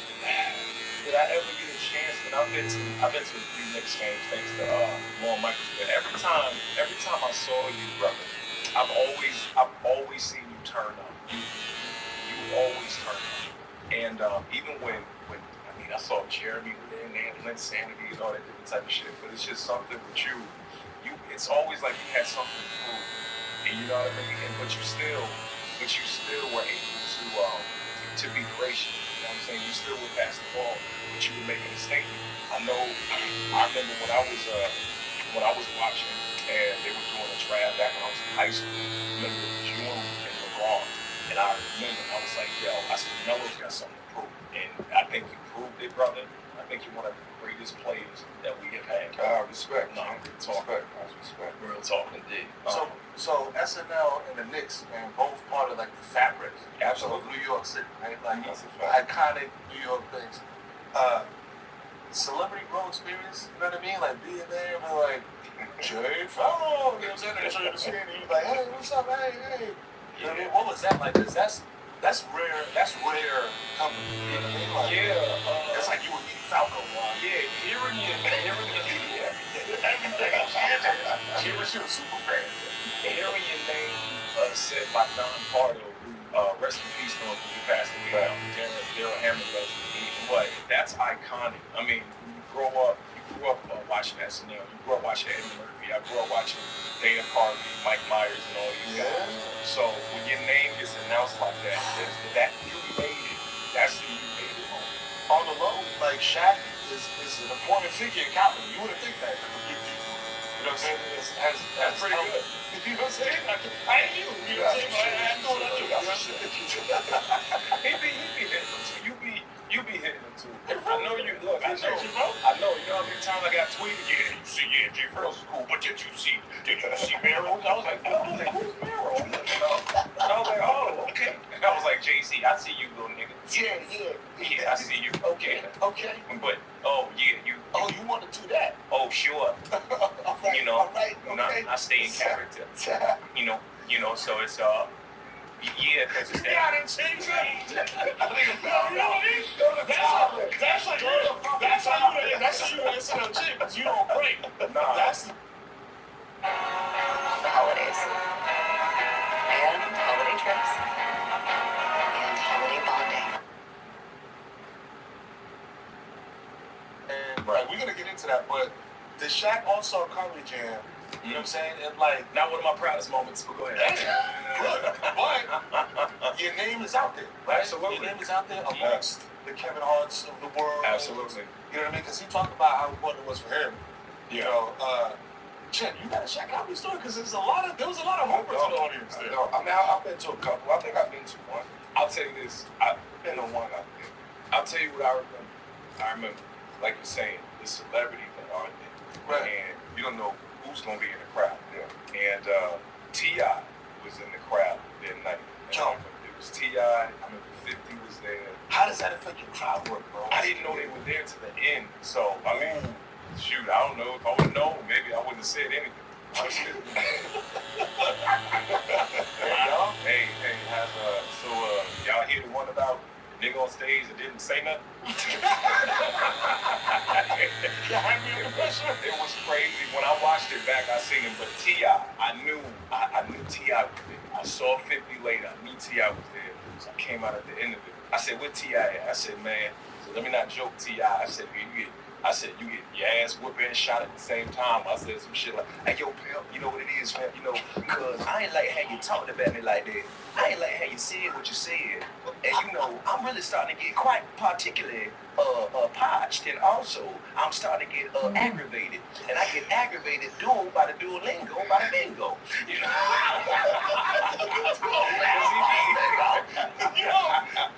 You throwing them words out.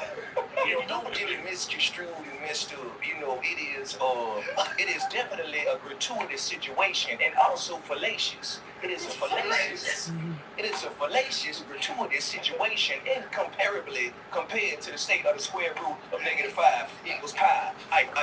That's what it is, pal. And you like that. You may be in the land like he's so smart. Hat just floating on his head. That was the old T.I. That was T.I. before Grand Hustle, before he did the show.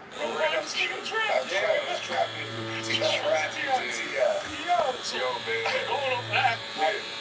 Pitch perfect T.I. And you know, and also, 50 was there as well, because, it's the thing, like, a lot of people was like, always like trying to like disregard the things that I was saying. That's true. But when I tell the truth, you gotta listen and pay attention to it. See, I told you the niggas was weird and they didn't believe me. I told you.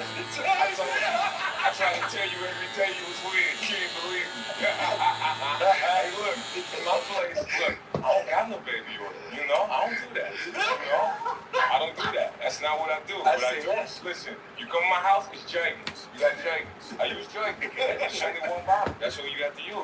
Why are you so slippery? I've never seen a lot of What you so slippery for? You so slippery. You trying to make it slip and slide.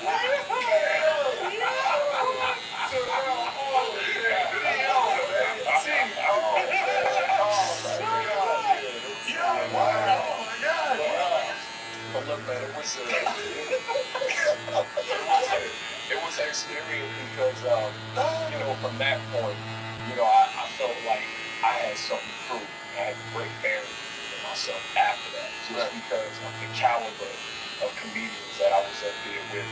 And I thought my set. I ran into New York and I was killing. I went down in the South, dude, niggas. I was like, oh God, and my parents were the proudest.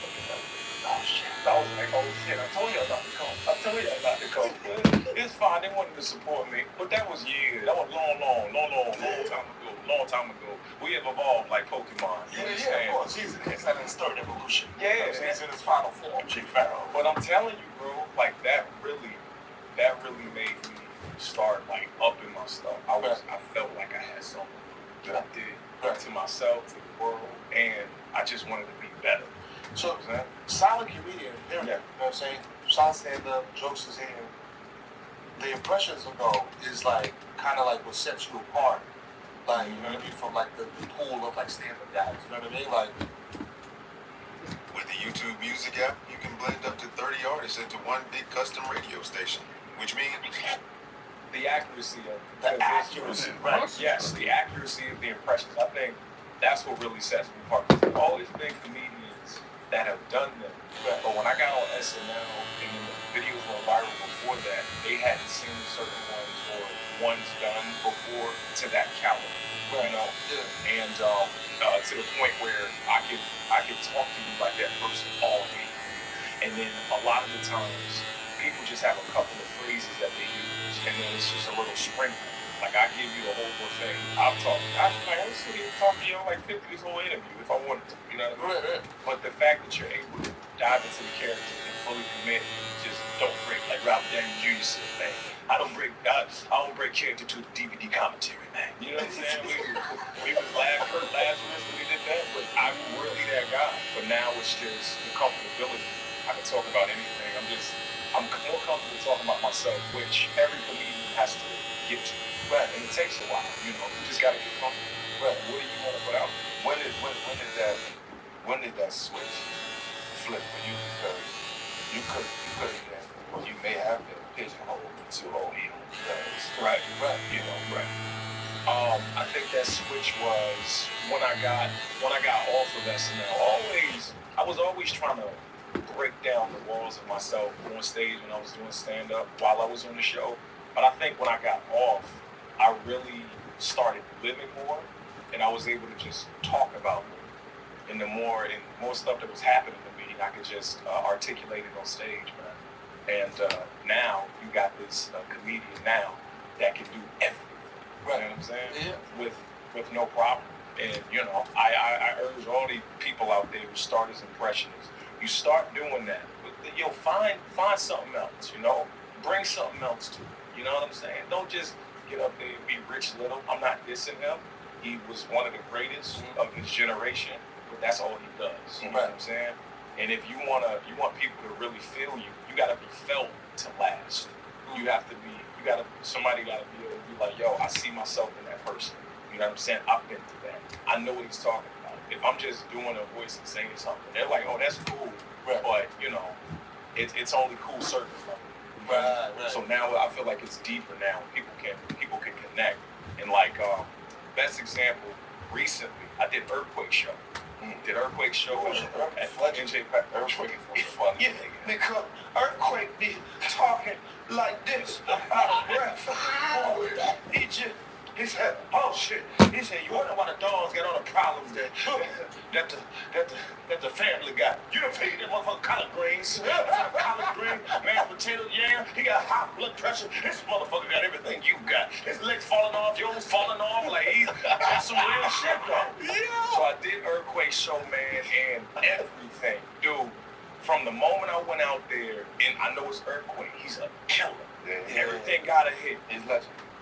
Hit, killed it, and the next day, he called me up and he said, yo, he said, I want you to do this other show. And actually, you did a good job, man.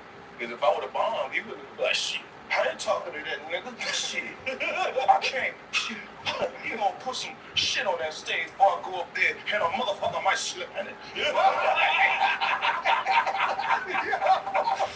So it was, and who else was there? Nate Jackson was there. When you get the praise from your comedic peers, forget the crowd. Okay, they gonna like what they like. But when you get off stage and they come up to you and they say that was a great set, or they was laughing, you know that you're doing what you're supposed to do. And you're on the right path, man. So yeah, I rocked the hell out that bitch, boy. I did everything. You know what I mean? So yeah, I'm proud of myself. Little pat. Yeah, nah. Speaking of that rolls perfectly into a segment we have here called the 7 p.m. moment. Okay. It's a moment in your career. Oh yeah, I got this. You know what I mean? Where it was like, a fork in the road, and it was like I either go this way or I go this way. But no matter what I choose, it's gonna impact Jay Pharoah's life, your career, forever. Yeah, all right. 7 p.m. moment. That's what 7 p.m. moment. Yes, sir. My 7 p.m. moment happened when I was 19 years old. I was auditioning for a Def Comedy Jam, and my dad was my manager, and he was taking half, and I was like, "You taking half my money? We ain't together. Like, why you taking half my shit?" So I got my sister to be my manager, and from that moment on, she became. Everything changed. It elevated. She went to VCU for mass communication. She knew how to talk to folks and kind of cultivate relationships. Probably more than my father did. I mean, he's good at other things. He can fix the house, you know. When it comes to stuff. Yeah, you know. And, people think when she comes in a room that, she's just a pretty face. No, she's about her business. She knows what she's doing. To this day, she's still my manager. And 36 was the 17 years. That moment, man. And I'm gonna tell you this is some real shit. This is right before I got SNL, like the summer before. I was going on the road with Charlie Murphy for 3 years. That's another I made a moment. Charlie Murphy. Rest in peace to him. Yeah, man, I gotta do this now, man. I gotta say shit about Charlie, man. Look, man, you know what Charlie told me, man? He said, yo, Jay, man, whatever you do, never do coke.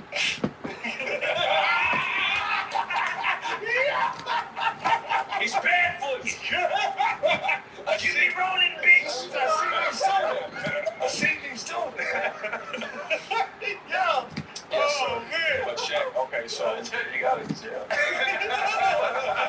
can't be too serious like that. I see that fuck me up. That's flip-flop, and that's what I do. That's in the game. Yes, sir.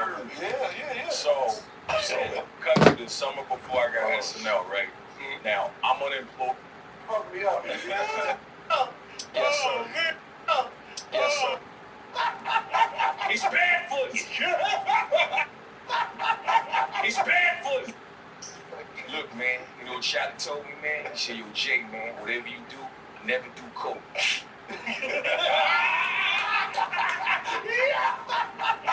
He's bad for you. You be rolling beats. I see these too. Yeah. Yes, sir. But check. Okay, so you got it, Jeff. You can't be too serious like that. That fucked me up. That's flip-flop, and that's what I do. That's what I do. Yes, sir. Yeah. So cut to the summer before I got SNL, right?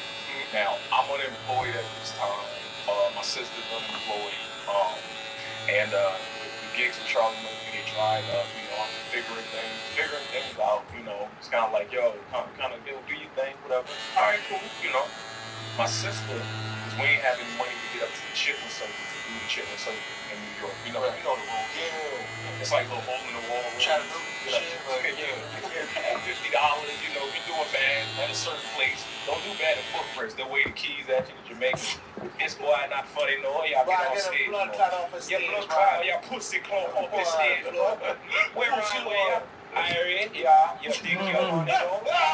Me do better than you up there. Me go up there right now. Then I laugh now. Me pump the stage. Yeah, some shit. Nigga, that might be terrible. I don't know, nigga. I don't know about Jamaican accent terrible, but you do the rolls, you do $50 rooms, $100 rooms. My sister sold her jewelry that she has, so we had gas money to get up here to make money. So we stay up here for like weeks at a time. And then she gets 10%, and I'm getting a couple of stacks. She gets 200. We go back, and then we go back to check. We go back up, do it again, get more money. During that time, all this stuff is going viral. Shit is going viral. And by that January 2022, I had NBC. I did an audition for it. It was called Pink House. It didn't get picked up, but what it did was it gave me a holding deal. So I got a holding deal. NBC. That was happening. We still traveling and doing shit in the circuit. And Fox office. So I got to deal with them. Then Scott Stuber wanted to do a pilot from me going to a pilot school. We never got that going because I said, man, if he was gonna do a pilot, shoot it, we were gonna try to shop it. But if it doesn't get picked up, you get shelved. You know what I'm saying? Yeah. You get shelved, you'll have to wait for years until you get another chance again. So I said, let me get on a show that I can solidify, that has a solidified fan base, and I can take that fan base, get off the show and leverage it, then do my pilot, you know? And that September, SNL gave me a deal. So it was like they were all competing, and I just went with the best one.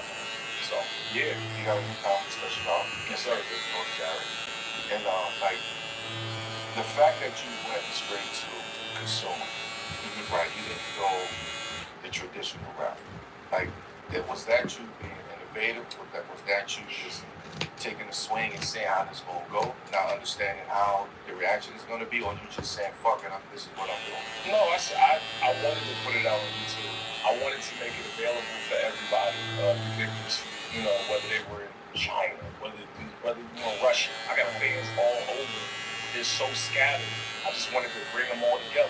Now I could have gone easily. You could have done a Netflix route or whatever. But how many specials are on Netflix? You know, how many specials on YouTube? But how many of your core-based fans are there to watch it? You know what I mean? So I figured if I put it on YouTube, man, I could just grab everybody. And it was important for me to give it away because I had to drop the special in a decade. You know what I mean? But that next one, I'm going to text that ass. I'm leaving here with something. You know what I mean? I'm leaving with something. That's right. From the block, I'm leaving with something. That's right. Netflix is going to be Amazon or something like that. You know, you put it up there. I'm going to get the fans from the YouTube. I'm going to get them all to go where I'm going. Talk to them. I am going to grow it even more. That's called business. The shit's chess. It ain't checkers. Get it together. But so in this special though, yeah. And as we touched on before, you talk about the guys killing it. It's shame, I'm telling you, I tell you. This nigga be killing it. Bro, don't sit in the barbershop with this nigga for half an hour. You fucking lie to me. He's having zigzag shit, bro. This should be looking crazy. Listen, y'all, NBA tip-off is around the corner, and you have a chance to win big on FanDuel. It's America's #1 sport.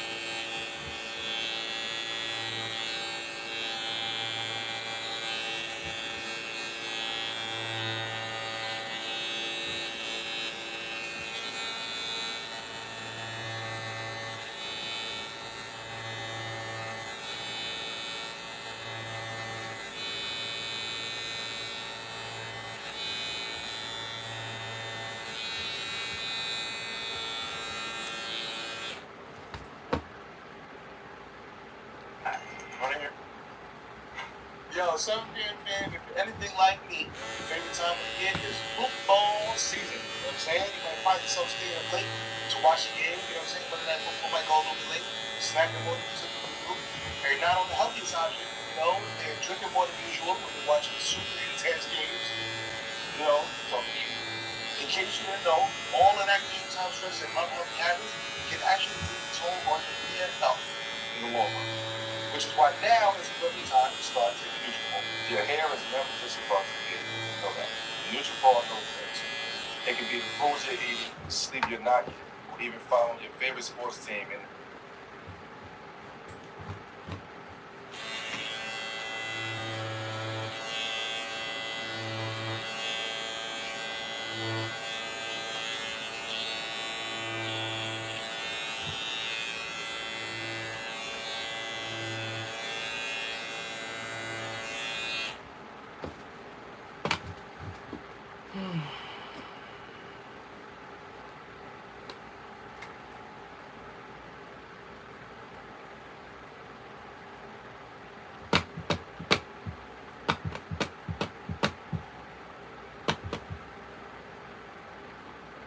you know, shout out to all the young YGs out there.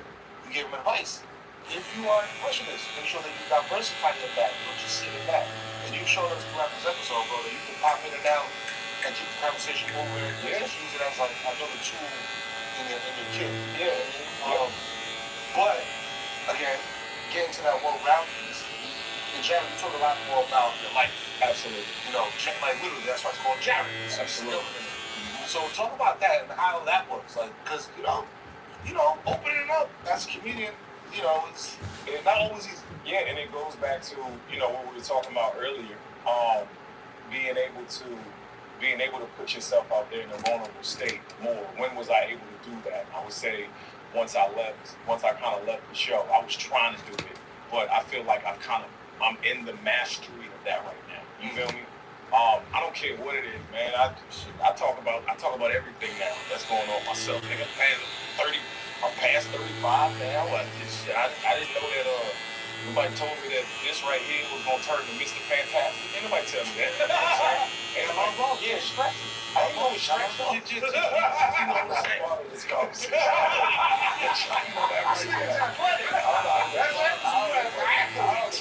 Saying that kind of shit. You gotta watch how you sitting sometimes. You might accidentally bust one. You know what I mean? You pop that joint. Oh shit! You gotta move. You gotta readjust. There's so much. There's so much readjust. Yeah, you need a leotard. You know what I'm saying? So some spandex just to keep it. You need the Supermans. That's what you need to keep it all in there. Anyway. I don't feel like anything is off limits now because shit. Why not? I'm just getting older, and I realize we're all going through the same shit. Right. Once you realize everybody is so similar, it's easy to just talk about whatever because you're like, okay, I know how to hit you. You could be Hispanic, you could be black, white, you Hawaiian, whatever. Yeah. We all go through similar shit. Yo, isn't that the secret sauce for comedians? Yeah. I'm just saying that as a fan of kind of going back in the day. The secret sauce has always been being vulnerable and being able to, the more you expose yourself to, the better you are. Yes. The realer you are. You take Eddie Murphy, you take Richard Pryor, Bernie Mac, Red Fox, Stephen, you go back. Absolutely. Miles Lately and all that. You know what I'm saying? You talk about yourself. Dick Gregory. You know what I'm saying? All of these guys. I'll tell you what, one of the most vulnerable specials is Richard Pryor Live. That's a fact. That is my favorite. That's like top two. That and Delirious. Those are like my top two specials, I would say. And there's a lot I love. That bit when he's talking about the monkeys humping his ear, like, and he's talking about fighting Ali, and then he was good at first, and then he just got the wind knocked out of him, and he said, his body said, fuck it, you know, like that.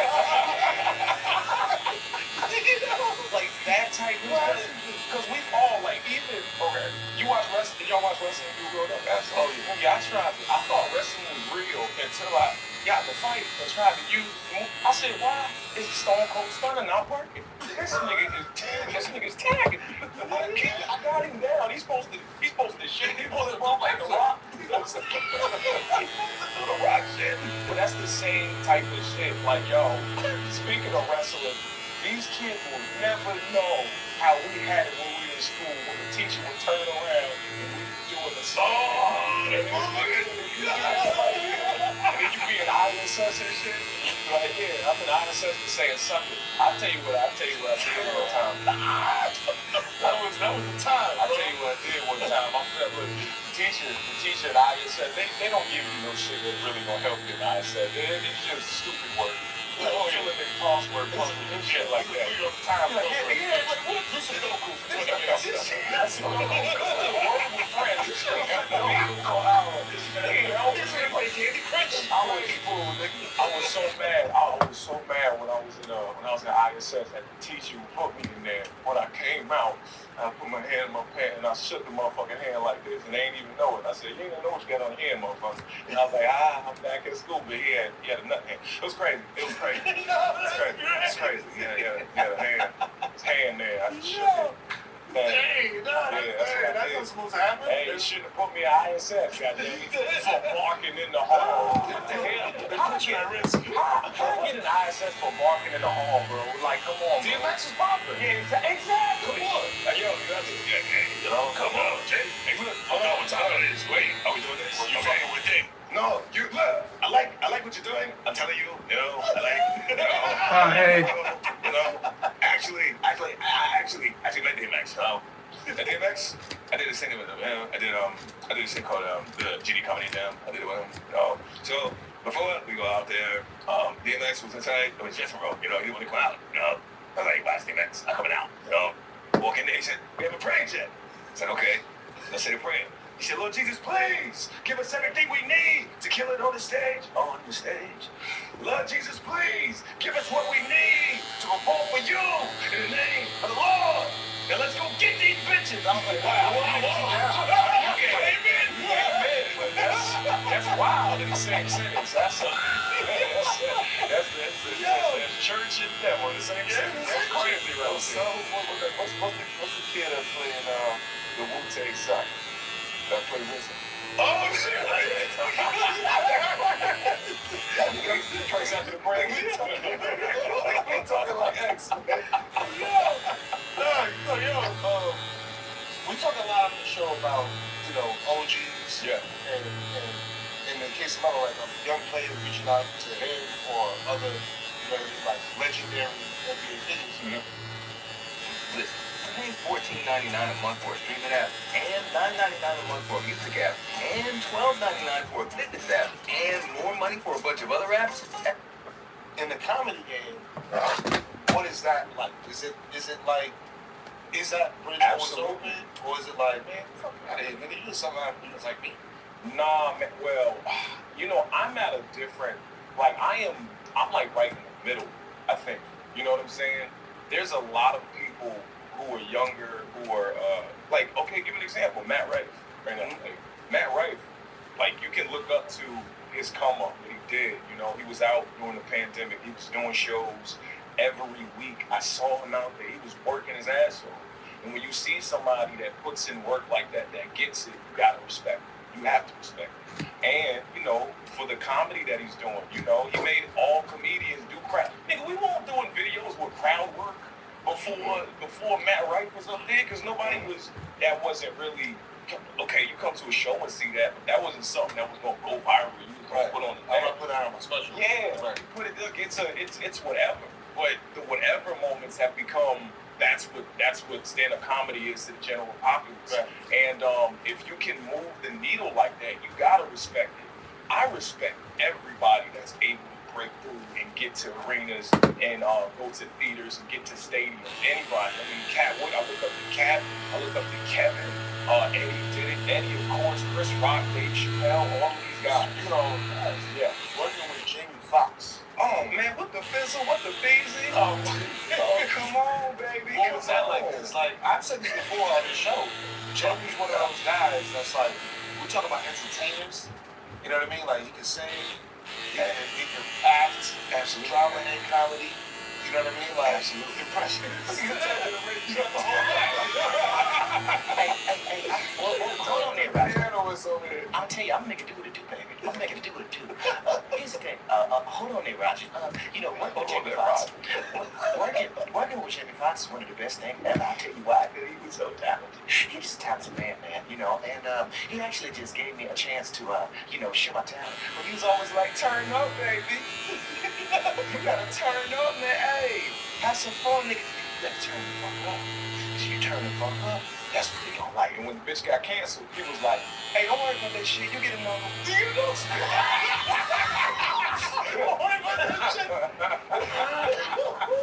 Jamie was a fan when he was on SNL back in 2012 when he hosted. He said, hey, man, you so goddamn talented, man.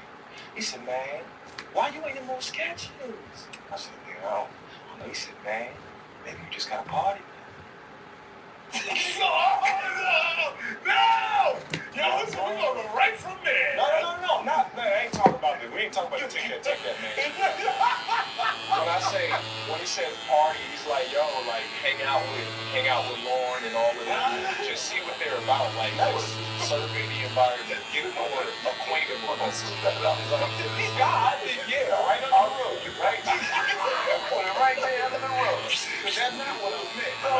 We got understand. You know, because I'm such an introvert, man. I'm so used to being by myself. So, you know, it's even hard. Sometimes it's hard to just talk to people regularly. You know, I'm so introverted, and I do it for a living. I talk to people for a living. So, you know, he was saying, you know, Diddy Party, you heard that? Break that and be a little more gregarious.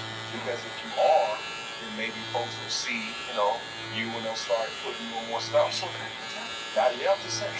Oh, okay. We got another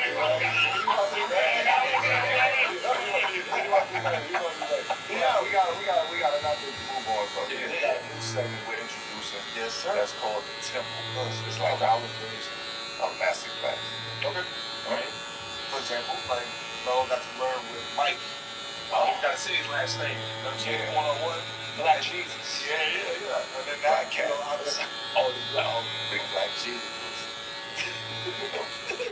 And then, that's somebody different right there. You know what I'm saying? Black Jesus, somebody different. Let's just get past, right? Right? Monroe. Fellow, our kind, you know what I'm saying? Number one, in New York, you know what I'm saying? You know what I mean? Like, put us on the game. You know what I'm saying? Like, and not to know, that's another question. You know what I mean? Being in that pressure cooker, what was it? Like, being walking the park. I've been in SNL before. Now, that shit intimidating. Yeah. It's intimidating, but to be in those hallways, those writing rooms, those sketch rooms, knowing the people that came before you, knowing the shoulders of the shots that you standing on, how you know what you represent, like, knowing what Lauren is looking for too, right? And still trying to be or stay true to yourself and stay true to your craft and get them to understand what you do best. Like, what was that like? You know, I would say it was, of course, listen, that job, good things, bad things, all in all, great experience. You know, jobs have their ups and their downs. But when you're a 22-year-old who doesn't have a background in sketch comedy, the only thing that you've done for real is stand up and working at Burlington Coat Factory. Yeah, shout out. They had the first downs. I remember you caught the first down from Burlington. The South Pole was on deck. So many, the South Pole, they had baby fat, they had all types of stuff over there, bro. They had layaways, many layaways. Different for Easter, Lord Jesus. Very colorful. I would say that. Woven Easter taxes. So when you're coming from that, I would just say to survive it, you just have to be able to listen. You gotta be able to listen, and maybe you want to listen more than you talk. And I think I was talking in the beginning more than I was listening because I had everything was going viral. I was new to this. I didn't, this is a kid who's from Chesapeake, Virginia, who hasn't really been anywhere, a sheltered kid. So I just yeah, man, I had to start listening. Listen. Make sure you listen and make sure that you watch all of the shows that everybody at the job watches. Whether it be Game of Thrones, whether it be House of Cards, whether it be, this is all the stuff they be watching, you feel me? Whether it just be Cooking with Kids, with that kids cooking show that was up there, they would watch that. What was it, Kid Chef? I think it was. You have to just make yourself versed in the environment. Just integrate yourself in the environment. Watch what you watch too. You know, bring that in, but know what they're watching as well. Right. Because if you at the table and they're doing jokes about Game of Thrones and you never watched it, you don't know what you just sitting there with the blank face. I don't get this shit. And he's looking at it like this the whole time. You just there. I like how you keep switching cameras. You trying to get my eyes messed up. I see what you're doing, man. But you have to. You just gotta integrate yourself in the environment and watch the people that are with you. Watch the people. See how they're crafting their sketches. You know, you might not want to just write your own sketch. If you know certain people's names, you might want to just go to those people, invite them out to lunch, to dinner, talk to them. You know, converse. Say what is the game? Figure out the game, and if you figure it out and you can integrate yourself, you'll be good on that show. And at the time, yeah, real talk. So welcome to the temple. Welcome to the temple. And I think I answered that. I fully answered the question. You guys Lawrence went to the show YouTube like that was an amazing answer.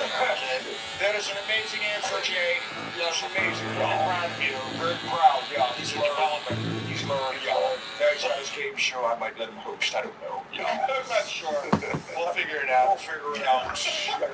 You say I wanted to wait. You do that too. Did you have a meeting with him?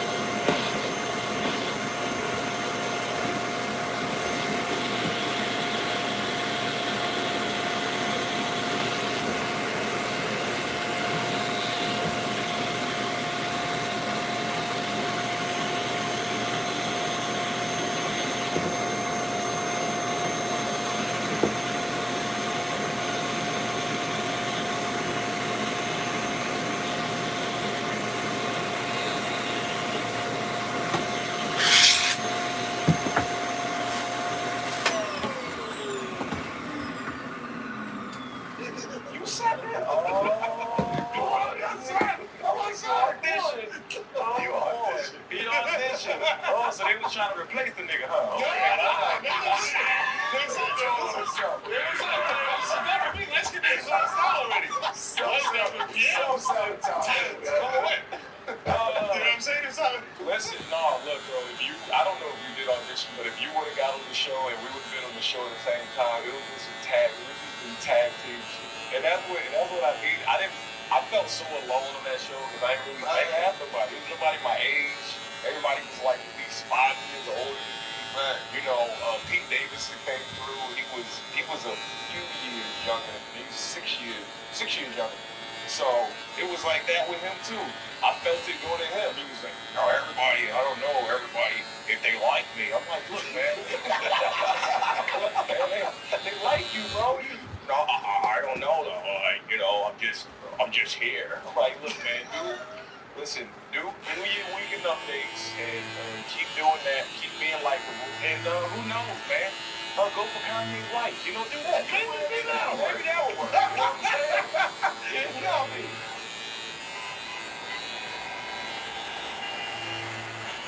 Jay, we got the number one segment.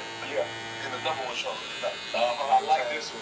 Yeah, when they told me about this one, I was like, I like the title. I love this one. It's called "Fuck With It or Fuck Out of Here." We ask you a question.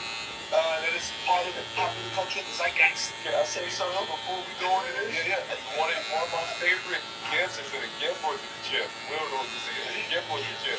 What do you think? A chip is peanut butter, right? Yeah, right. Yeah. So my favorite gift from you is when you do a tumble roll and you stick the middle finger up. Fuck out of here. That's my favorite shit. If anybody says anything to me negative online, that's one of the first ones I use. Fuck out of here. But go ahead, sure. Well, we posed the question to you from the zeitgeist. Okay. Good man. And you tell us if you fuck with it, yes. Absolutely. Or fuck out of here. Okay. This Christian Pope just speak is not a move. Okay. You know what I'm saying? So, first up, we got two of the Dirty South's finest. T.I., who you gave pitch perfect earlier. And Boosie Badass. You know what I'm saying? Recently stormed the set of the Sons music video. They had a collab. That's right. These Sons, King Harris and Tudy Raw, they also rap. You know what I mean? And they got a record together. Tip and Boosie were not pleased though, because when they rolled up to the set, they checked their sons for having guns in the video. Why y'all got so much guns, bro? Boosie can be heard saying. And Tip asked, "Oh, come on, man. No, man. I ain't even never tried it before." Okay. Yeah. So Tip asked Tudy and King, why don't their music focus on something other than gangster lifestyle, such as being in love? Got you. You can't so much why we got that too before the video comes on. We got that too. Yeah, we got the album. We got to the album, but then also the shorties. So the question here is, Jay, fucking with it or fuck out of here? It's harder to follow in the footsteps of your dad being a famous rapper versus being a famous hooper. Oh! Wow. Let's see. Lil J wants to be a comedian. Oh man, my son wasn't doing it from what I have. Oh man. Well, you're not gonna be as good. Fuck out of here. It's harder. You know what I'm saying?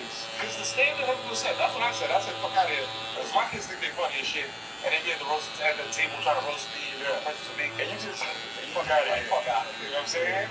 It is very much harder. You know what I'm saying? But you also have a famous hooper, which is how you be the host of the motherfucking show. Okay. Where we going? How hard is it to balance that? You know what I'm saying? Because you're doing a bang up job, look. Everybody on the internet is like, yo, Melo's the father of the year, man. He's doing the right thing and everything. You get all accolades from you. What is the hardest part about staying balanced, keeping him on that path? I don't think it's hard because it's what I'm supposed to do. I think it's what he's supposed to do as father. You take care of your seed. You know what I mean? Like, nobody should pat me on my back for like taking care of my seed. That goes without saying. You know what I mean? So I appreciate the love of like being a great father, but like we supposed to. Like I'm just doing what I'm supposed to do and setting that tone. But now people are able to see it. Like you're able to live it. You're able to see somebody actually live it. I'm not the only one. I'm out there. You know what I'm saying? But it's like I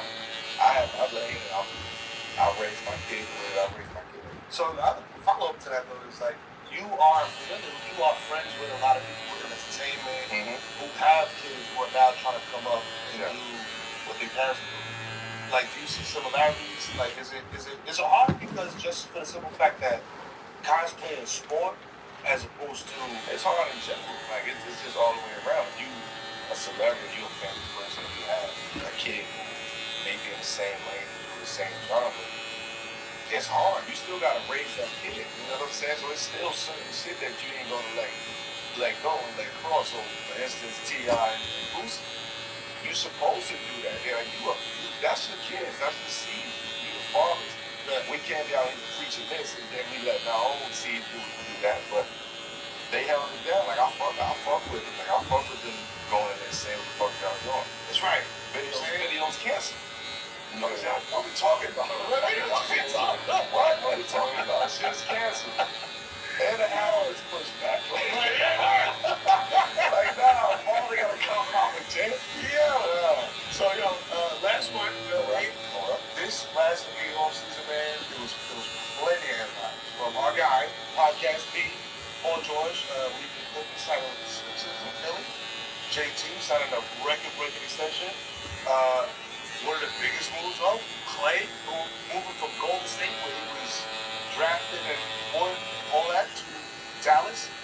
His former coach, Steve Kerr, told the TK show, that there were signs Clay was going to leave. He said he wanted the shooting guard to retire with the Dub. That quote, he's happy for him, and that it's a great move. Well, how about keeping him, motherfucker? That would have been a big move. So this is the big coach. He also said a late career change can refresh and recharge you. So, fuck with it or fuck out of here.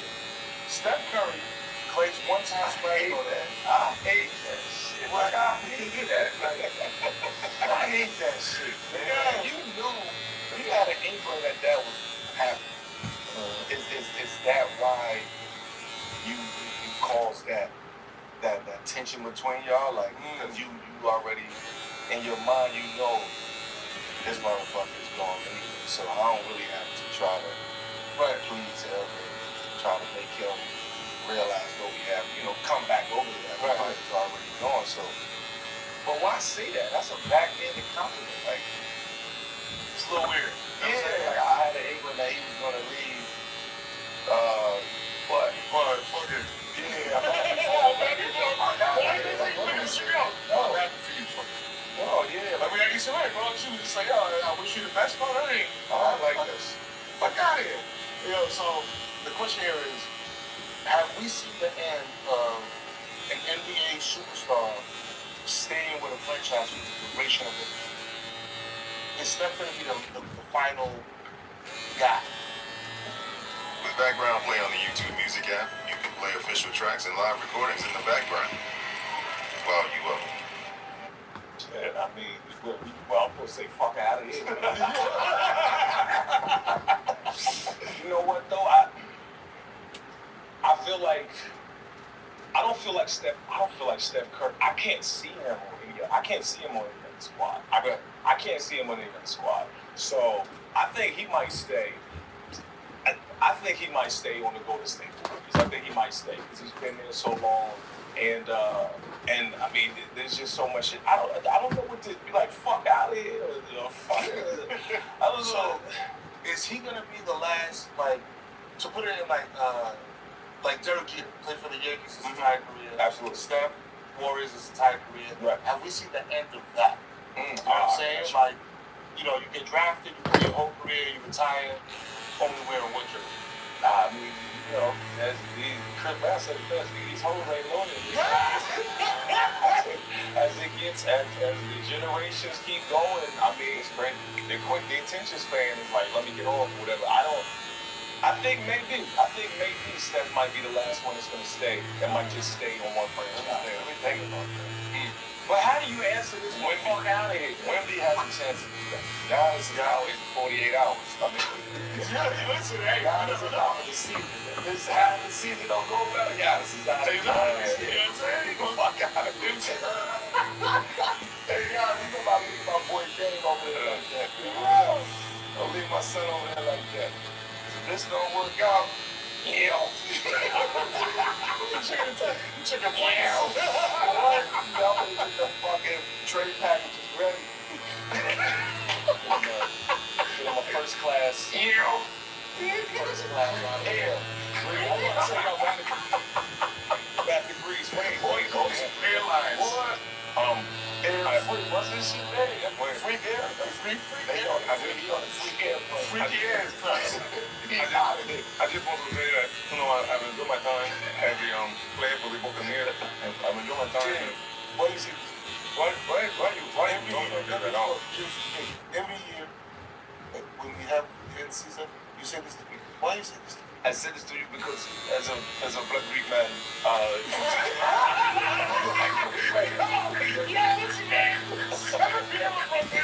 Jay Pharoah in the building. My guy came through, flamed it up. Come on. You know what it is, man. We here live in Dallas, man. 7 p.m. book the number one show in the nation, in the world, in the universe, in the galaxy. Carmelo Anthony, the God, you know what I'm saying? You got Jay Pharoah, one of the greatest to do it. And you better keep out. You can do that, baby. What does what I do? You know what I'm saying? Stay tuned, keep the sub running up. Get the merch players, man. All the places right there, man. The bell, the subscribe, it, all that shit. They copy, too. You know what I'm saying? Let's get some engagement. Peace.